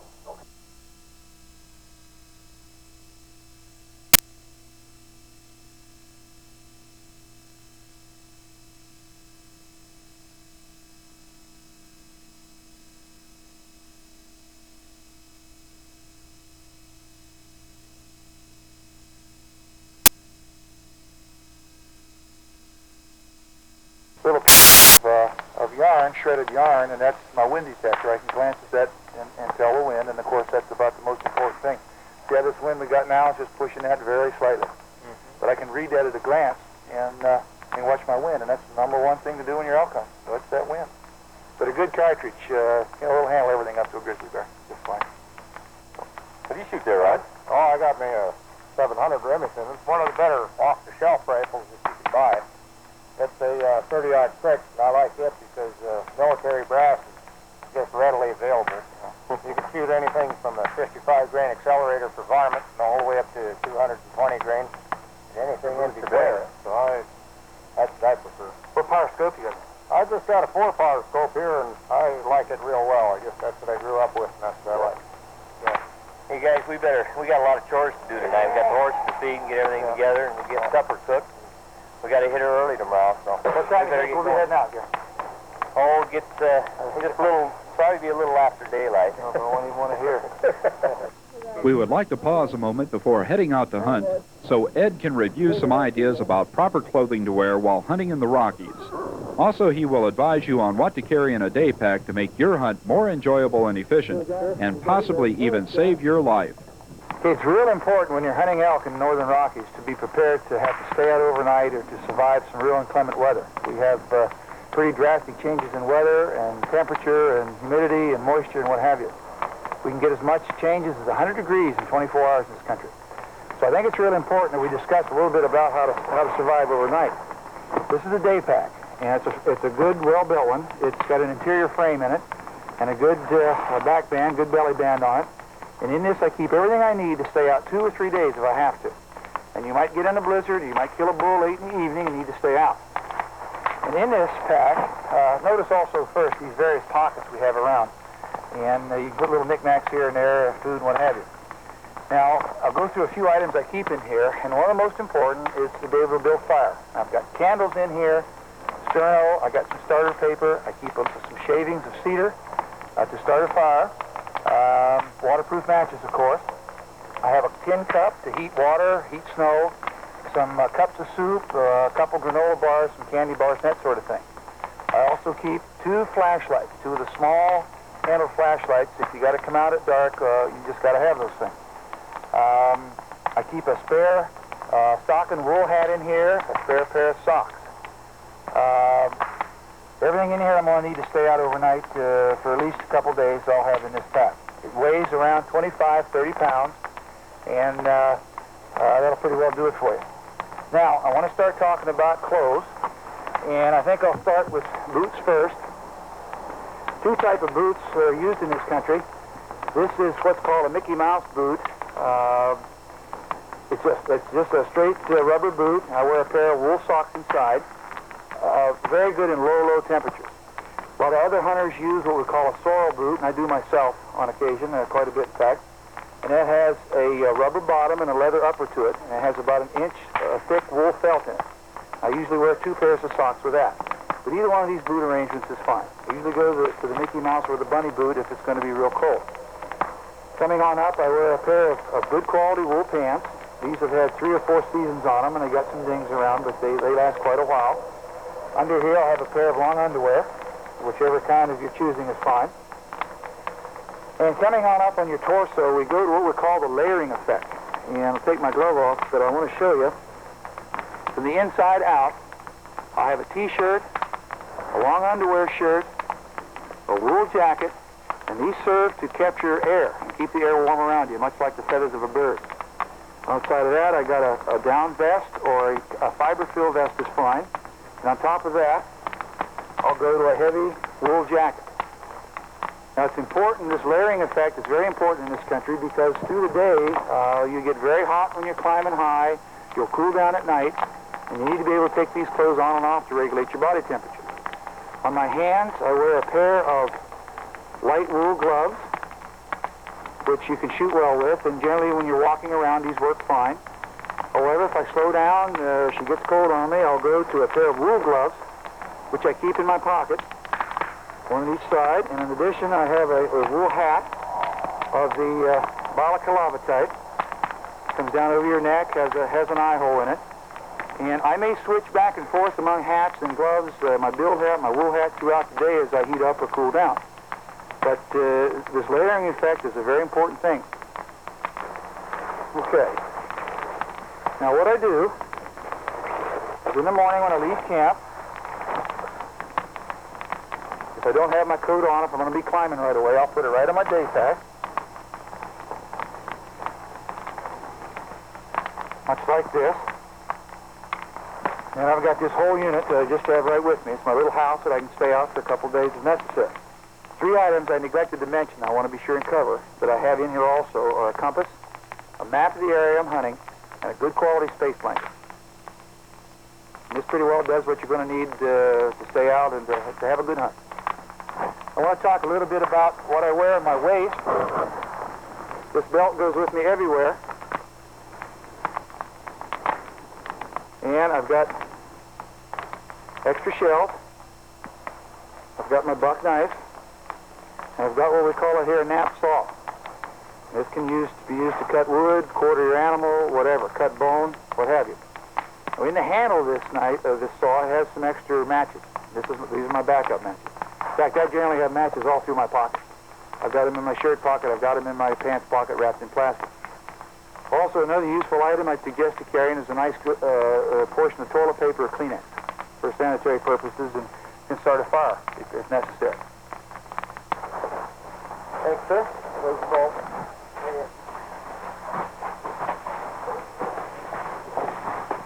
What? Come on, Mike. Got a boost there. Here, I'll get it. The little pack horses will be raising heck and leaving. Okay, Fox. Here we go, buddy. They'll silver down when we get that big out. Pull down. Yeah. That's the attack that elk we're going to get today. Yeah. They'll quiet him down. Okay, let me get on here, guys. Oh.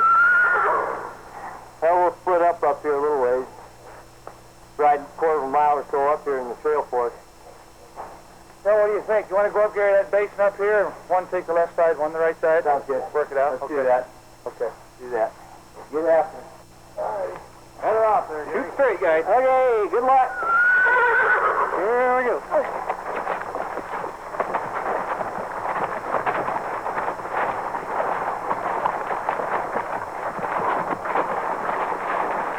Easy, baby. Good pack horses. There's pack horses, Rod. Raising chain. Get left behind? Yeah. Well, we're going to get more exercise with that kill today.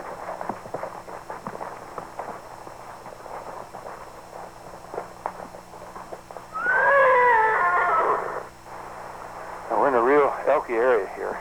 Just come out of a meadow full of tracks and feeding areas. And I suspect these elk will work back in these trees. Perhaps we can jump them out of their beds.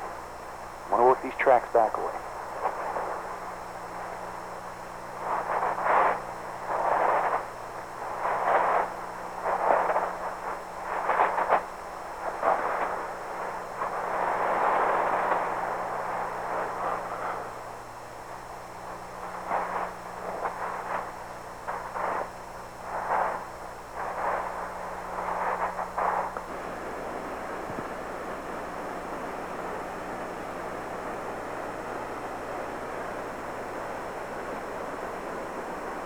The bull seeks heavy timber where he'll make his day bed. Ed senses he is closing in on the bull. The bull's tracks have entered dense timber and are meandering.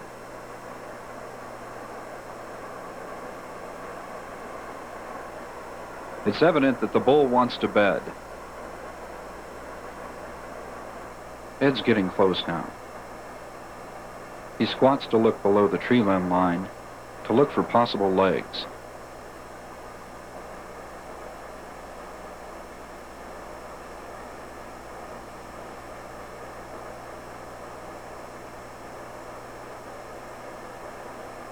He smells the bull and begins to glass for elk parts, a rump patch, or possibly even an ear movement.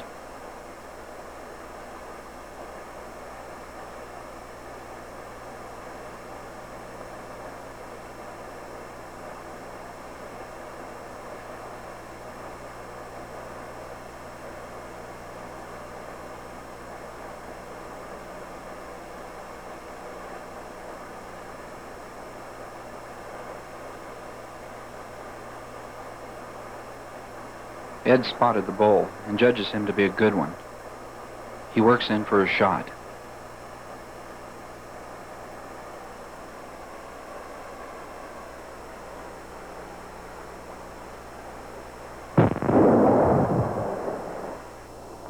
What about the future of elk hunting?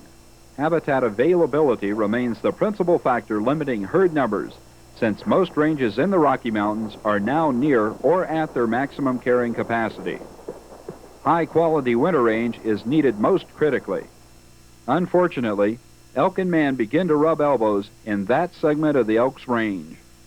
Man covets the low, grassy, south-facing slopes that are also needed by elk in winter. The elk populations can be no larger than the winter range can support. The amount of acreage holding huntable populations of elk is expected to remain about the same in the immediate future. Exceptions are to be expected, however, in states where changes in land use procedures have decreased the amount of land available to both hunters and elk. What will the long-term elk population trends and elk hunting opportunities be in the Rocky Mountain West? The answer lies within each of us, you and me and our fellow hunters. Can we as individuals conduct our lives and industries within the framework recommended by researchers and game biologists?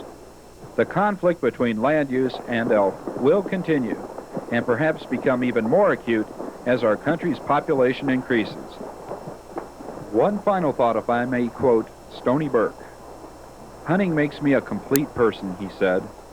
"The outdoors gives me an emotional anchor, a solid reference point in the order of my life."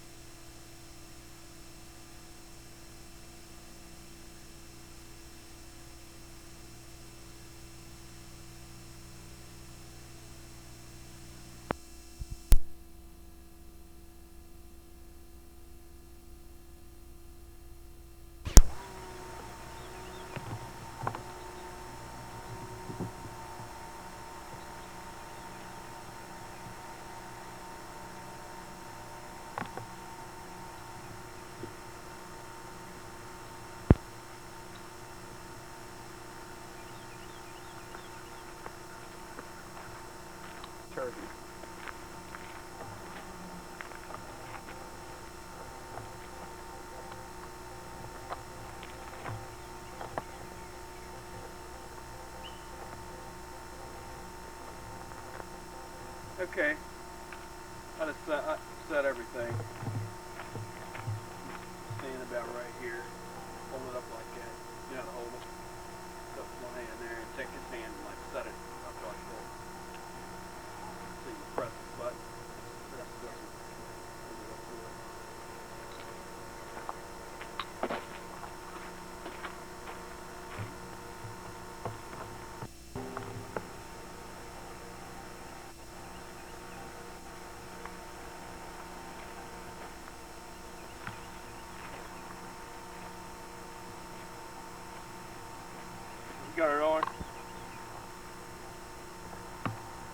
There's Yep. the sound moving. Yep. This is what happens when you go in the woods and try to act like an Indian and try to think like a turkey.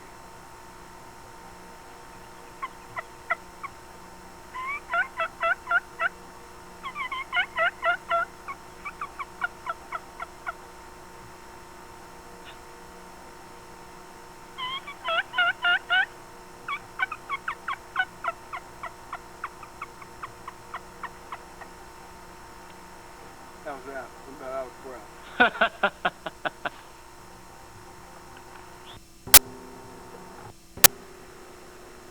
Running? Yep. 10-minute bird. Still running. How'd I cut it off? Just push it again. Can you hear it running? Yeah. You can say something. Something. Well, how do you call turkeys? Here, turkey. Here, turkey.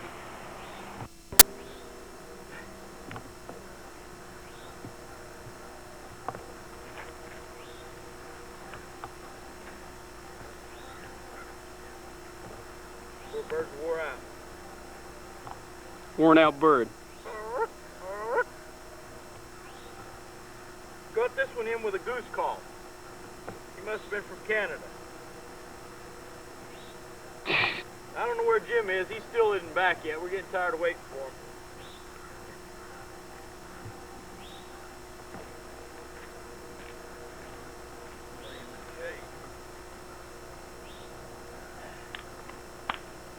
Should have had that in the woods this morning.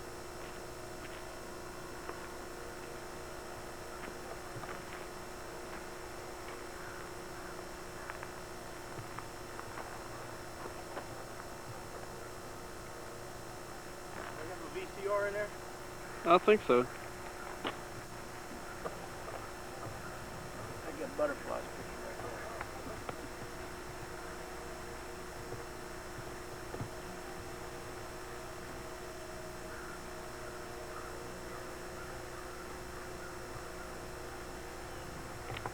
Is it running?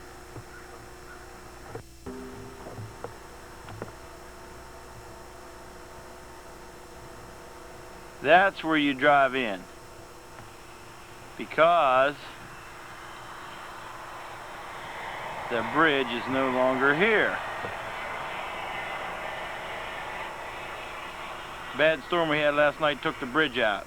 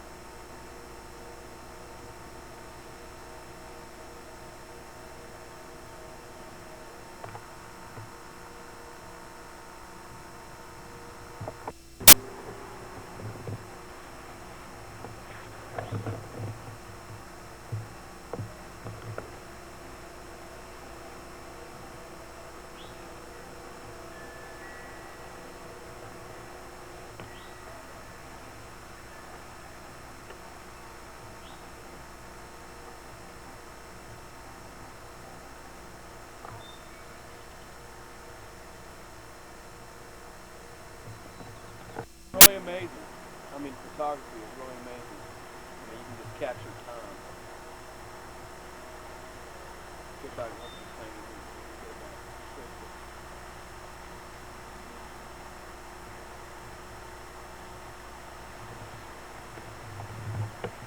Great place to sketch.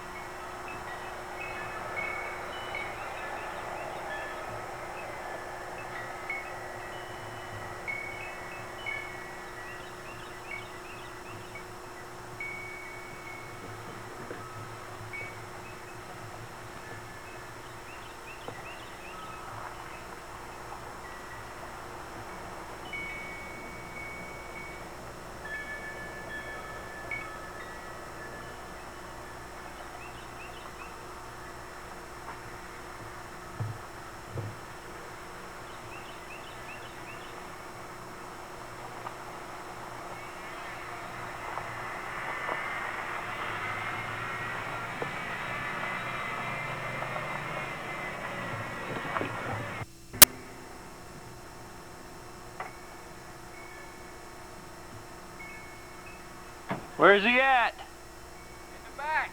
Let's see him. Better get it run back. Missed the big one. Pretty work. Pretty, isn't it? Yep. What'd you do with yours? Is that a roadkill? Down there, and he wouldn't come in. So it was just, we just waiting for that rooster to come in, but he wouldn't look. It was great. That's exciting. I enjoyed it. Master got back? Yeah, nobody's back. Nobody's back. Y'all been back for a while. Shit, we could have been back here at 7 o'clock. Y'all couldn't do anything? You didn't try to get him? We were wrapped up in turkeys. I killed one Saturday. Oh, you did? Big one. 17 pounds. How much yours weigh, Bob? 32 pounds, I think. 14.8, I think it was, something like that. How much did that one? 15. Hold that roadkill up, Jim. He walked in there at Christmas. Still going. I asked her how many, and I see how many she didn't check in. She said one. You probably don't know him. He's from North Carolina. Say something. Something. This one here I killed with a Model 12. That was a roadkill. No, this was killed with a Remington 1100 at about 35, no, about 15 yards. Number 4 shot. Give him a chance. And what's today? First day of the season? The day, April 14th, killed at 9:30 a.m. Happy turkey hunters. Early bird. Great turkey hunter. Well, yours don't have much of a beard on it, Bob. I'm surprised you even shot it. I didn't. I let 4 or 5 go by, and then I said, he said, you better shoot one. That's about the size of it. Don't let them all go by. The rest of them were hens. You saw a big one, huh? We saw a boss. Nice. That fan, I mean, that fan was out like this. Really? The fan was just as red as that truck. You couldn't shoot him? Too far away. How far was it? He was about 75 yards. Really? You won't come in no closer? Had he ain't come up there and shoot milled around for 10 or 15 minutes. Fucking. I thought he would come on up there to us, but he kept his distance. I shot mine from there to the creek there. Really? That far away? Come on. He shot his 50-yard gun. Come on. Was it 50 yards away? I don't know. His was about as close to here as Well, when you shot that, I've been scared of hurting him. Ruining the meat. I didn't hit him nowhere but in the head. The head shot. Exactly like he was. I tell you what was funny. We sat down. I said, "What do you think 35 yards is? Do you see that tree down there with a rotted out?" He said, "Yeah, that's about 25 yards." That turkey walked right up beside it and I shot him. Were they gobbling a whole lot? Yeah. Where'd y'all hunt? I tell you, it got exciting there, bro. As soon as we walked in the woods, Back up here on the Blue Ridge. I shot that thing 50 yards from the truck. So where'd you go? Carterstown? What'd y'all do? Yeah, we heard 5. You heard 5? Sat down, we called. Lot, I thought we was going to get a chance to kill the big boy, but... lot of gobbling. Yeah. Yep. Good morning. Here I am taking him into my favorite spot, and he goes in and kills one of my doggone turkeys. Hey, that's what happens. So he said, get that gun up, 20 seconds he's going to be here. Damn, he didn't walk right, come right out around here and come right on up. I put them feathers out. Did he? Did the bird ear strut? Yeah, I never seen him do that before. Well, this one wasn't strutting. This one, his neck. When I saw him, he was coming through the underbrush, and his neck was doing like that. I couldn't get a bead on him. And finally, he came right out in a little opening there, and when he did, goodbye. Barry said, shoot him. He's going like that. I didn't think he was ever going to pull the trigger. I kept saying, shoot. He had the gun stuck right beside my head, you know. He was around on the other side of the tree, and the big gobble we were working was down this way, and these birds come up from a hollow over to our left. I never got time to turn around. I finally got him turned around. He had the gun sticking beside my head. I said, shoot. Yeah. Bam! The big one couldn't call him in, huh? That rascal. How far did he come when we first heard him gobble? Maybe 100 yards? 150, 200 yards? 150 yards away, I think. First heard. Yeah. So what, did they go back there to hunt? Yeah. Oh, damn, they didn't.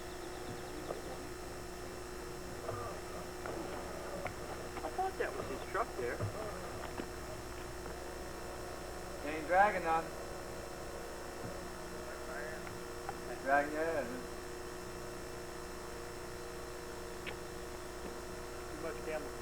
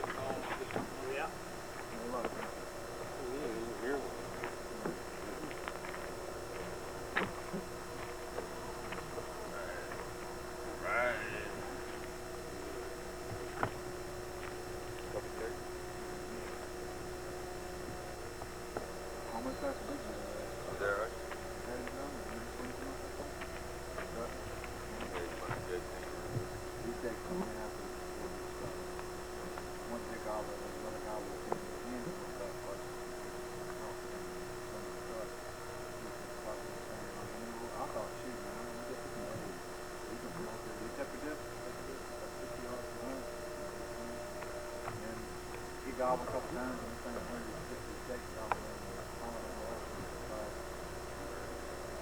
shot about 15 yards up. Not like you. Here's a tree. We walked through today and said, this is going to be a piece of cake. I thought, yeah. He was right. Let's keep shooting them off, you know, waiting for a big one. How many did I let walk by before we shot that one? 4 or 5, wasn't 4 or 5, I think I shot the 5th one. right? Well, 5 in this game. I kept waiting for a big. He said, you better kill one of them. He ain't gonna keep coming like that all day. I want to use the pellet rifle next time. He was around on the other side of the tree. We were, the big gobbler was like out to the right here. It had gotten to the road, and I thought when he got to the road, he was right on the road right through it. We were about 5 yards out. Hey, hold that bird up so I can see him. And I had to get him turned around, you know, 'cause I knew his burst comes quick. Got him turned around, got him turned stuff right beside the head of him. Grit my teeth. We shot these on the roof of the camp.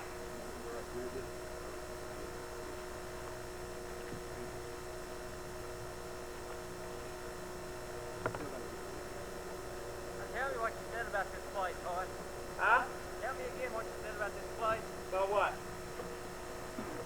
What'd I say? There wasn't any turkeys here. No turkeys here. Well, we went over there in Bruce first, then we knocked them over. Came back in over here. They didn't pull this stuff. Want to see got me turkeys? Well, I'll kill mine. Jim was going to roadkill there. Windshield. Look at that, it's broke. Look at it. See where you can draw. That's not right. Well, you'll probably be packing up.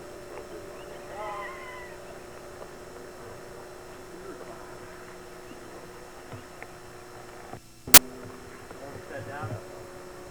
Hear that? We gave 20 seconds. One bird.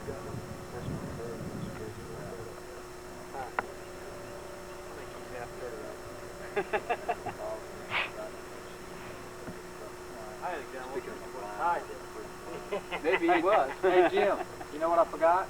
I told me to put my Hey, gun up Jim, and put up you know what I just a little forgot? bit What's to the that? left. A blind. A little more. Okay, hold it right there. Right up and even have to move. Bang.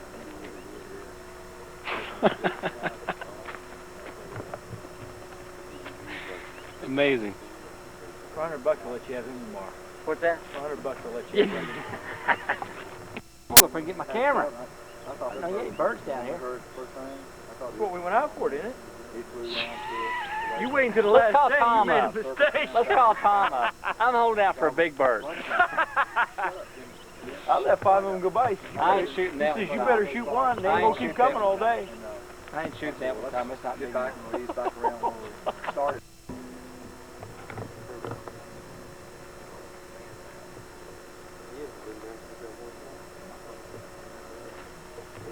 Some of the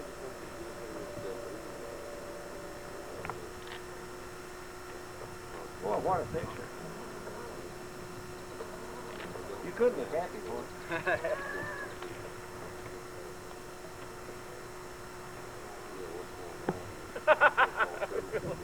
Put that in there, let that hang out. Take a picture of that.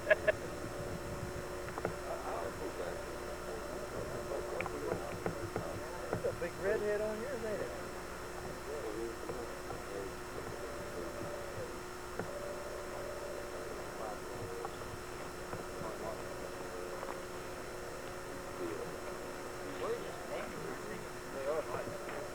This thing ready to go, Dave? Yeah. Right there. You push out right there? Yeah. What's that?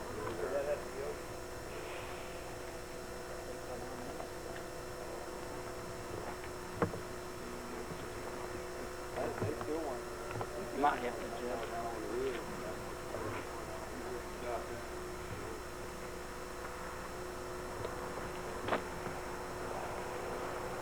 They're automatically focused.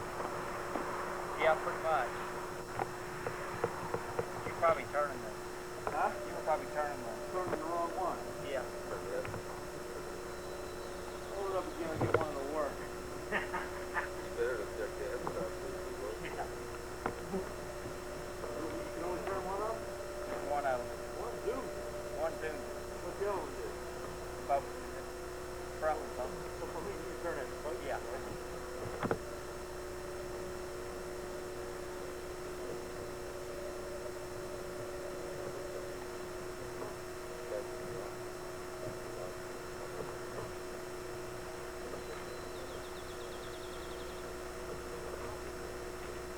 Cook 'em.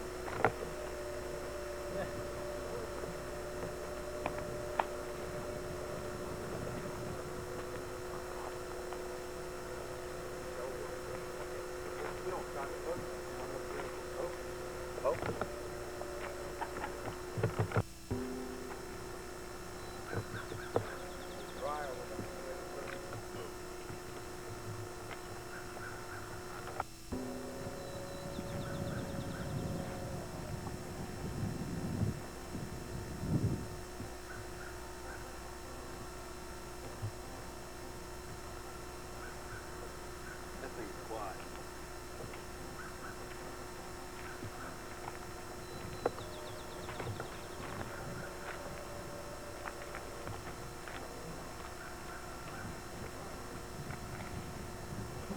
Jim, hold that up. So everybody home see you got some tail.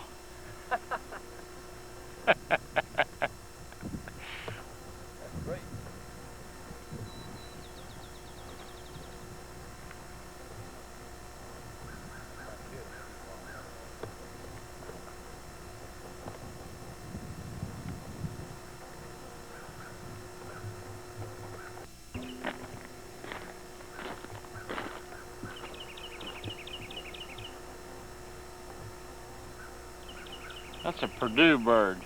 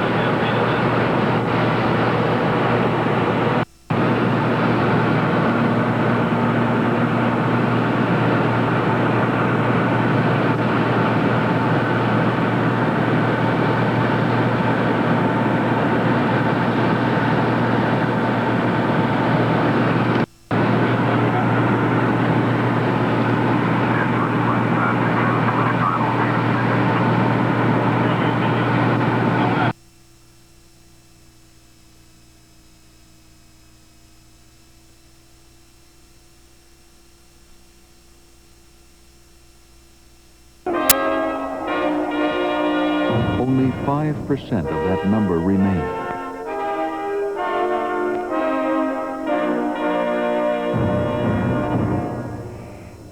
Today, large herds of elk exist only in remote regions of the Pacific Northwest and here in the Rockies.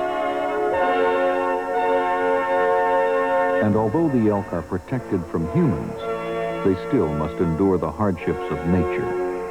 Get some batteries real quick. It's working now, see the battery was dead. It's working? I might get some movies of this shit.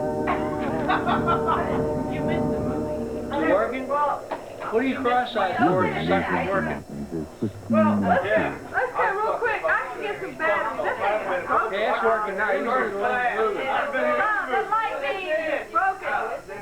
That's it, really? Open your mouth. Is it really broken? Open wide. How do you get these movies? That's what I thought. Call in first or wait, I'll tell you. So when you don't call in, say get in. Call in, you don't get in. Stop it. Stop it. I can't. I'm going to put this on Channel 5. You probably don't even have a tape in there. Yeah, you put tape in. Put tape in. I watched him put tape in. Open up again. No, I can't. No. I told Stop it, Bob. Oh, no. I won't do it no more. Put it off. Is that thing working, Lynn, or what? It's off. The light on. This is going on Channel 5 tomorrow morning. Channel 5 had advertisement station. This is Kathy Hoppy. I sell real estate and drink like a fish.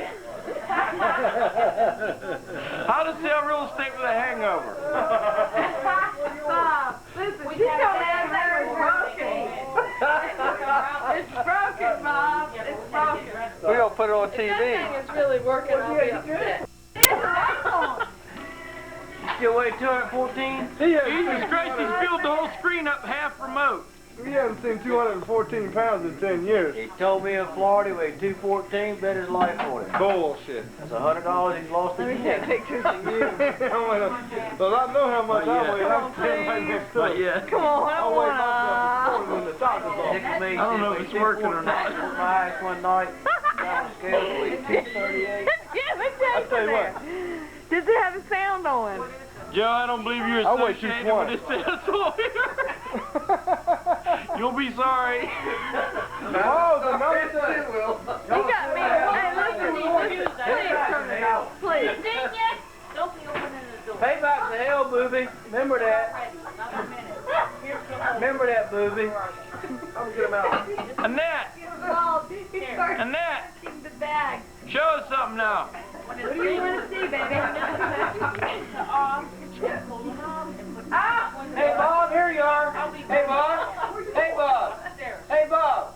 Whoa, Bob. He's ready to go. Want to see a Pennsylvania buck? There you go. Goddamn, wipe them dingleberries out of that. Don't you ever wash that thing? Man, you're going to be showing me that shit. Wash it off. Look where he's resting his arm. Look. Hey, Lance. Lance, you all right? Goddamn, I know. Where am I? Getting thin on top there, ain't you? Look at that. Bring up there over You got to quit coming to Harrison, but... Hey, Bob, Dad, take pictures of the oyster. Yeah, he won't do it. Hey, Flippo. Get a picture of these. This is Chef Marceau. Oh, wait, let me zoom in on that shit. Hey, Chef Hoppy. David, smile. Chef Hoppy. Holy shitty. You damn right. Yes. Does that have the microphone too? Yeah. Say bad words. Yeah, we're going to put this, hey, this is going over national television. Say something bad. Kathy, you might squat over there. We only knew your last one. Look, how about that? Where are we going to put these things at, Doctor? Say something bad. Right here. Kathy, Say say your something bad. little Say shit phone. or something, right? David, just last night. Look at that. There. An Indian approached my bed. Yeah, you think just last night my ass, probably 7 days last week. Who you want to believe that shit? Who's crazy? I ain't believing that bullshit. That's why we put these. He told me Sir Walter Raleigh was dead. Let's change it around. Oh, we're going to hear the joke. Look on like. Huh? Where'd pork chop go? Oh.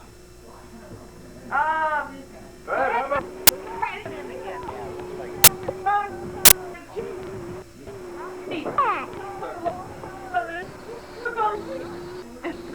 Right where you stopped the last time.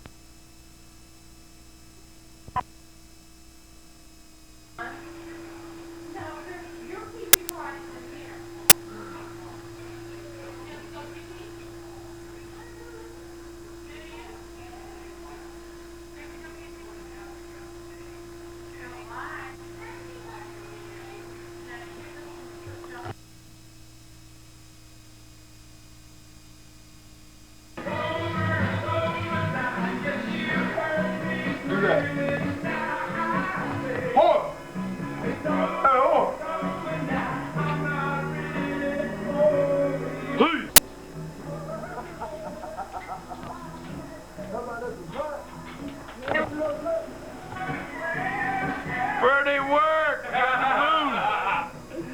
The moon was out! It's full!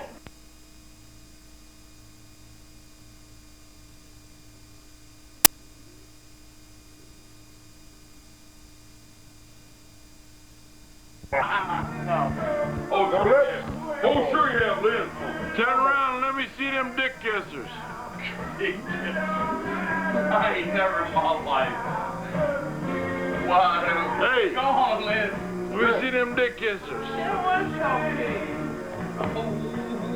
Hey! Woo! Let me see them dick kissers. Pretty work. Don't be biting down on that goddamn beast. Oh, he's using him for photographer now.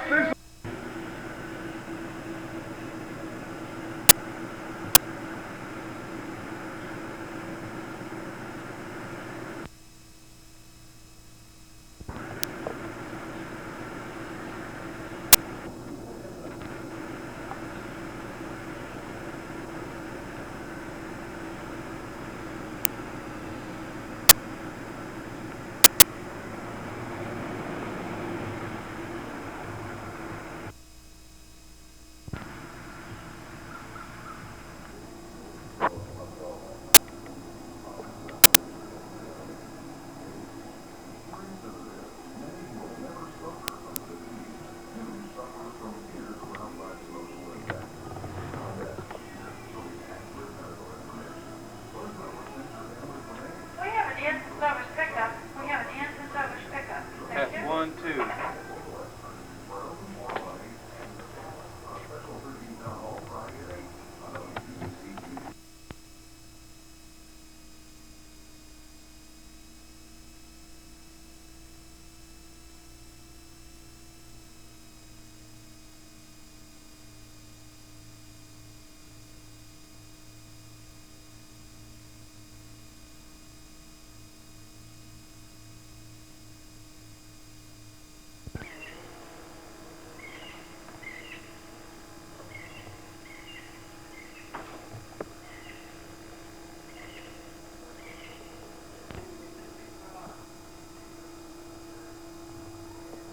Boo, boo.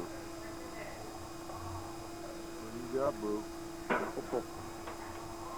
What's in pop-pop do, huh? What's in pop-pop?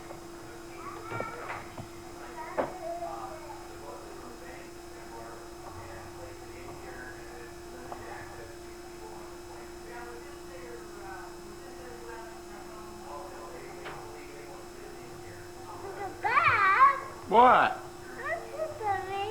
No. See if it... Were you playing with the bear?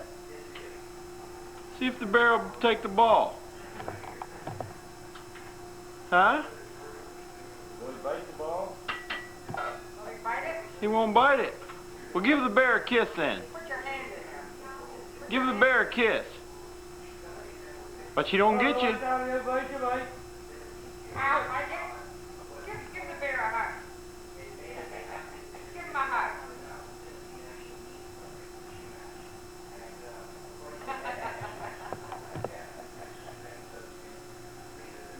What's your name? Are you getting your picture taken?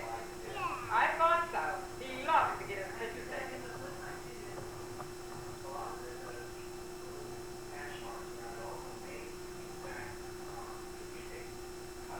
How old are you? 3. Or free? Free? What's your name?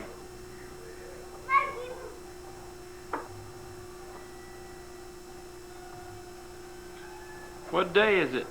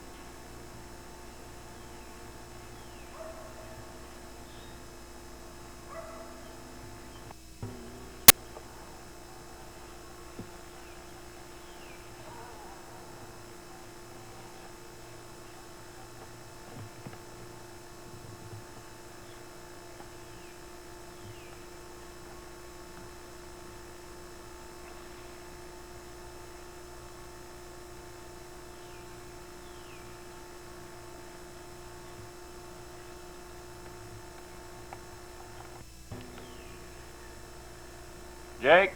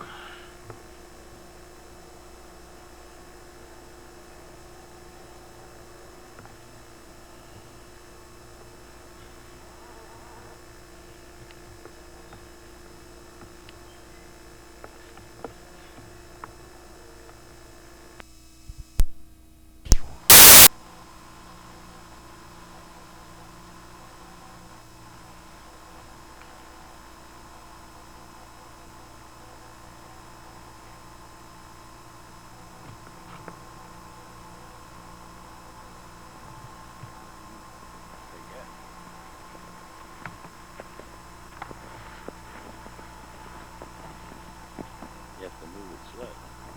Yeah. Do you have a telephoto? Uh-huh. Oh.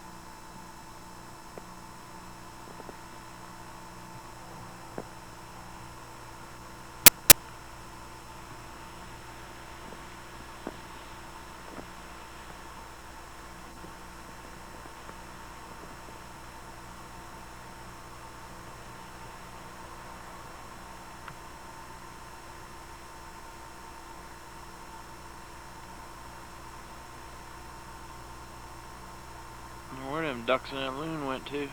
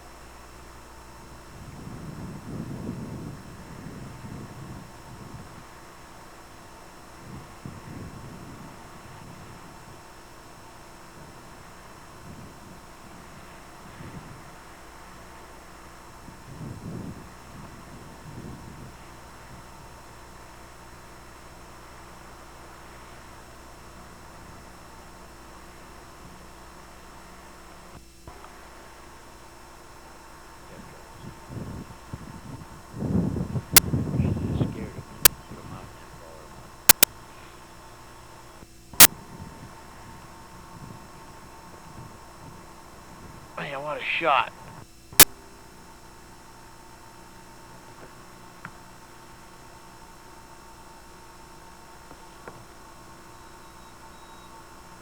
Kind of neat with that smoke coming out of the stack there.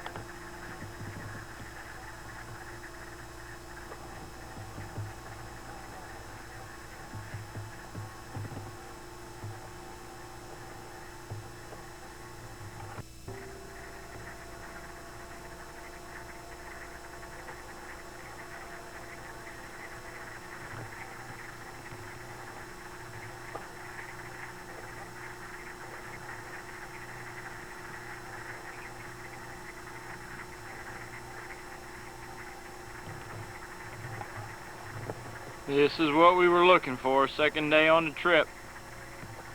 4:45.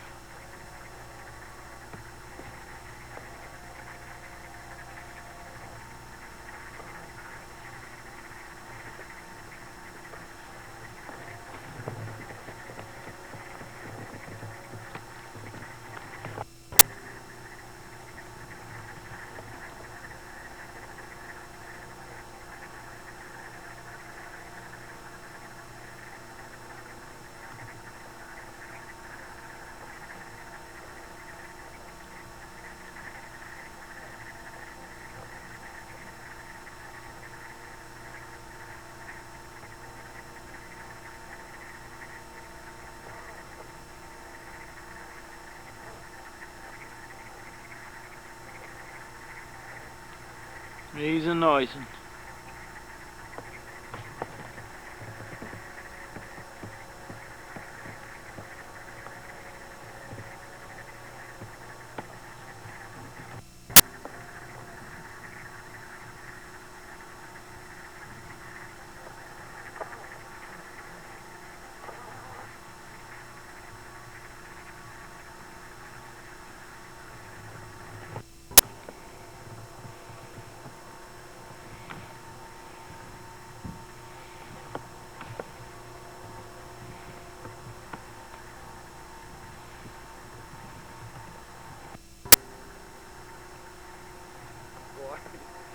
Now I had him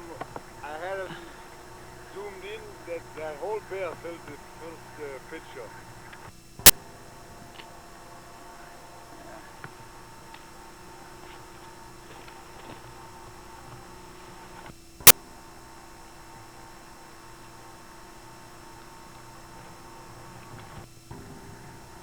Back far enough?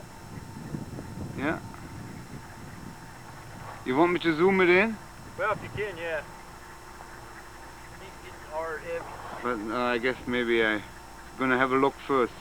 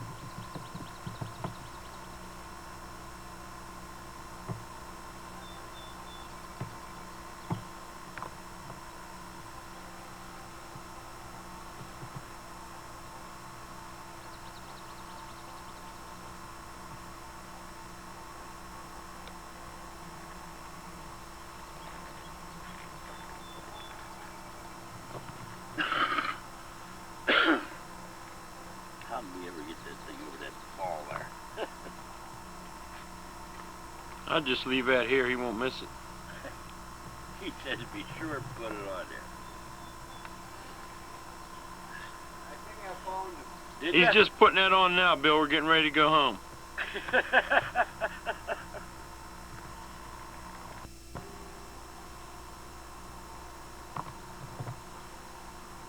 Don't move the bear till I take some pictures, but I'm gonna stop breakfast. Huh? Don't move the bear till I take some pictures. Okay. Okay.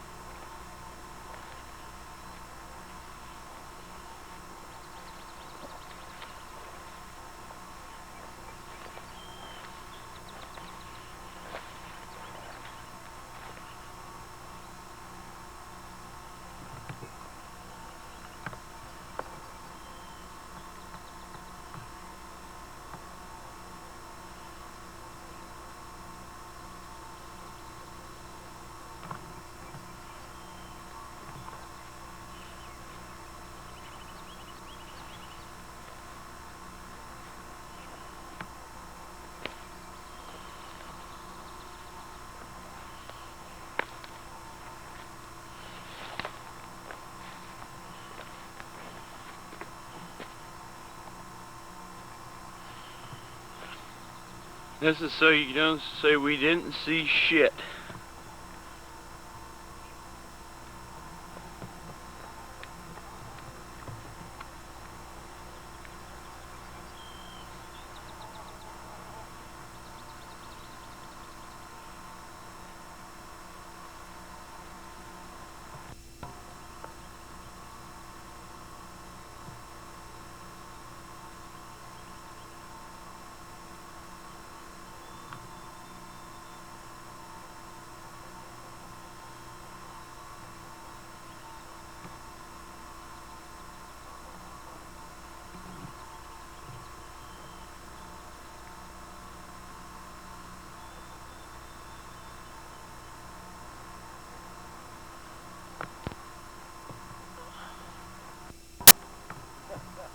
Where's that mirror, Fred? The what?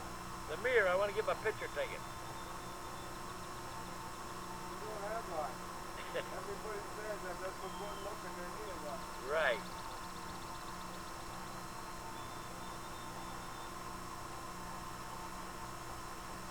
When I'm told one thing one time, that's it. Oh. You don't have to think 2 or 3 times, huh? You just have to tell me something, point me in the right direction, give me food in the ass.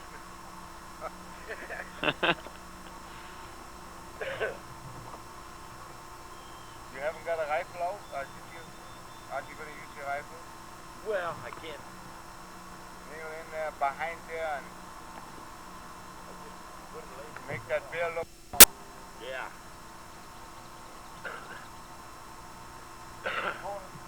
Just hold your pose. Just hold my pose. Yeah, I call it cooking. Oh. It's my camera. Camera.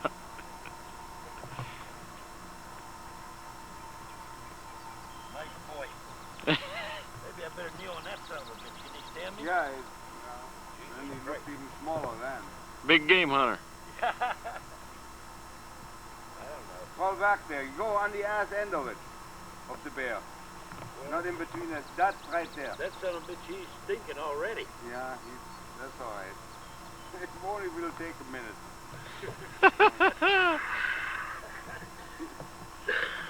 Maybe farted. Put your goddamn fart.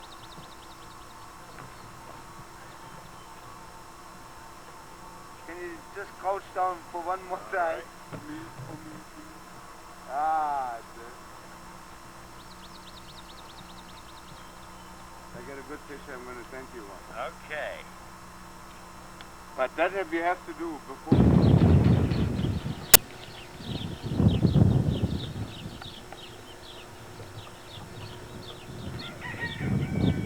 You gotta come down after that fish, I think.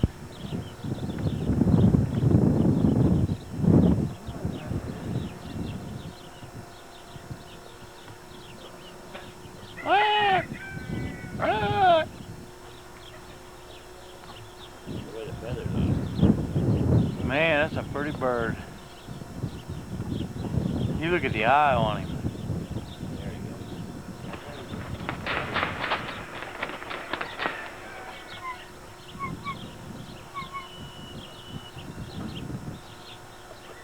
He's watching him all the time.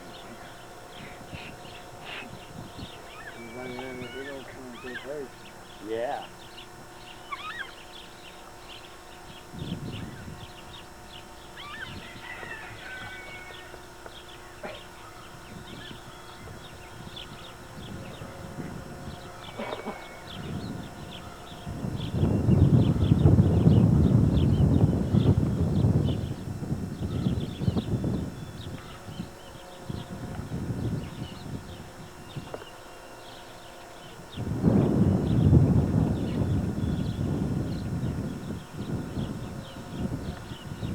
Fly again. Open them up, that's it. Come on.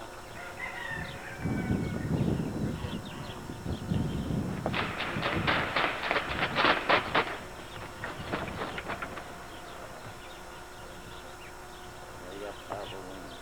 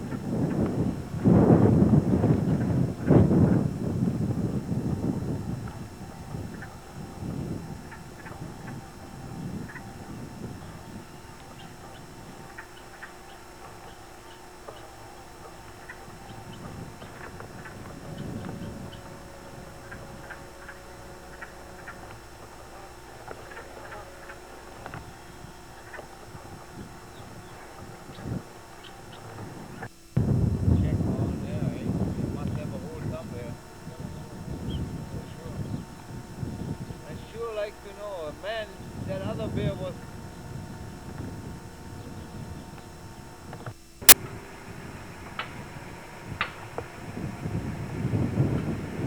Taking off on you, huh?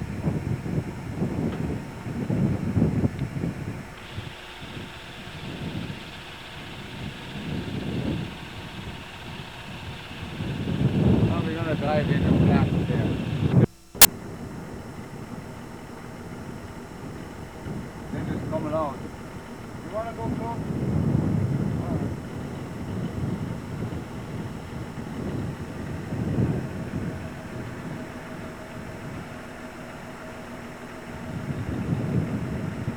Look at the little one. Yeah.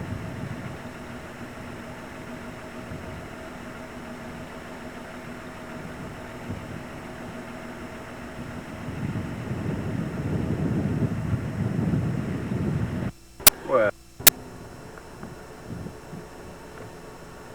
Looks like he's mounted there.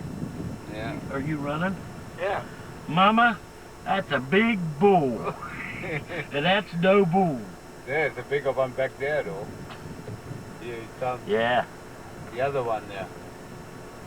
Look at that back on that one over there. He's hot. Oh, He's gonna get mad. On the water. Just a minute. Don't take it from inside here. There's some coming yet. They're gonna.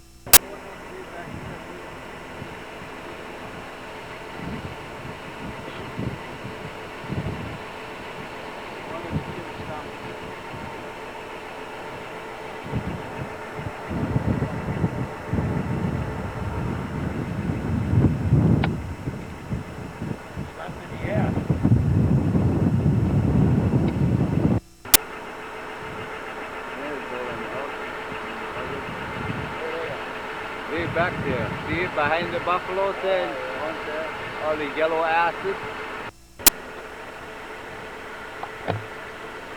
What do they call that? A bull? A bull? That's a bull.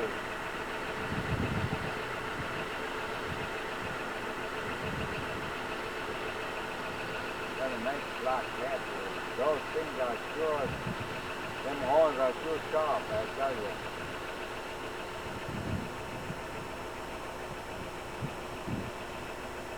You want me to get them running for you? Yeah.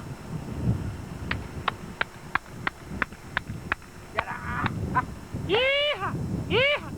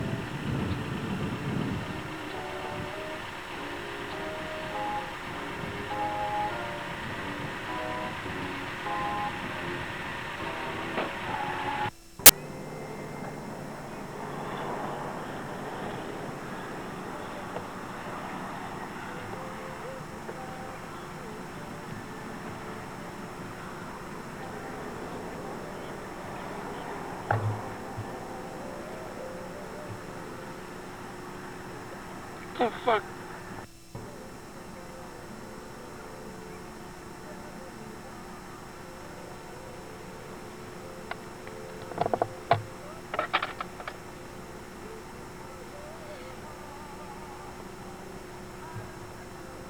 Looks like you're shooting right into the post. Well, it looks like.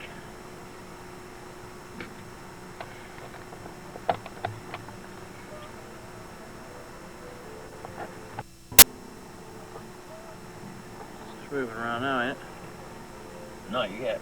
There, it's moving a little bit, but yeah, that's it. There it goes.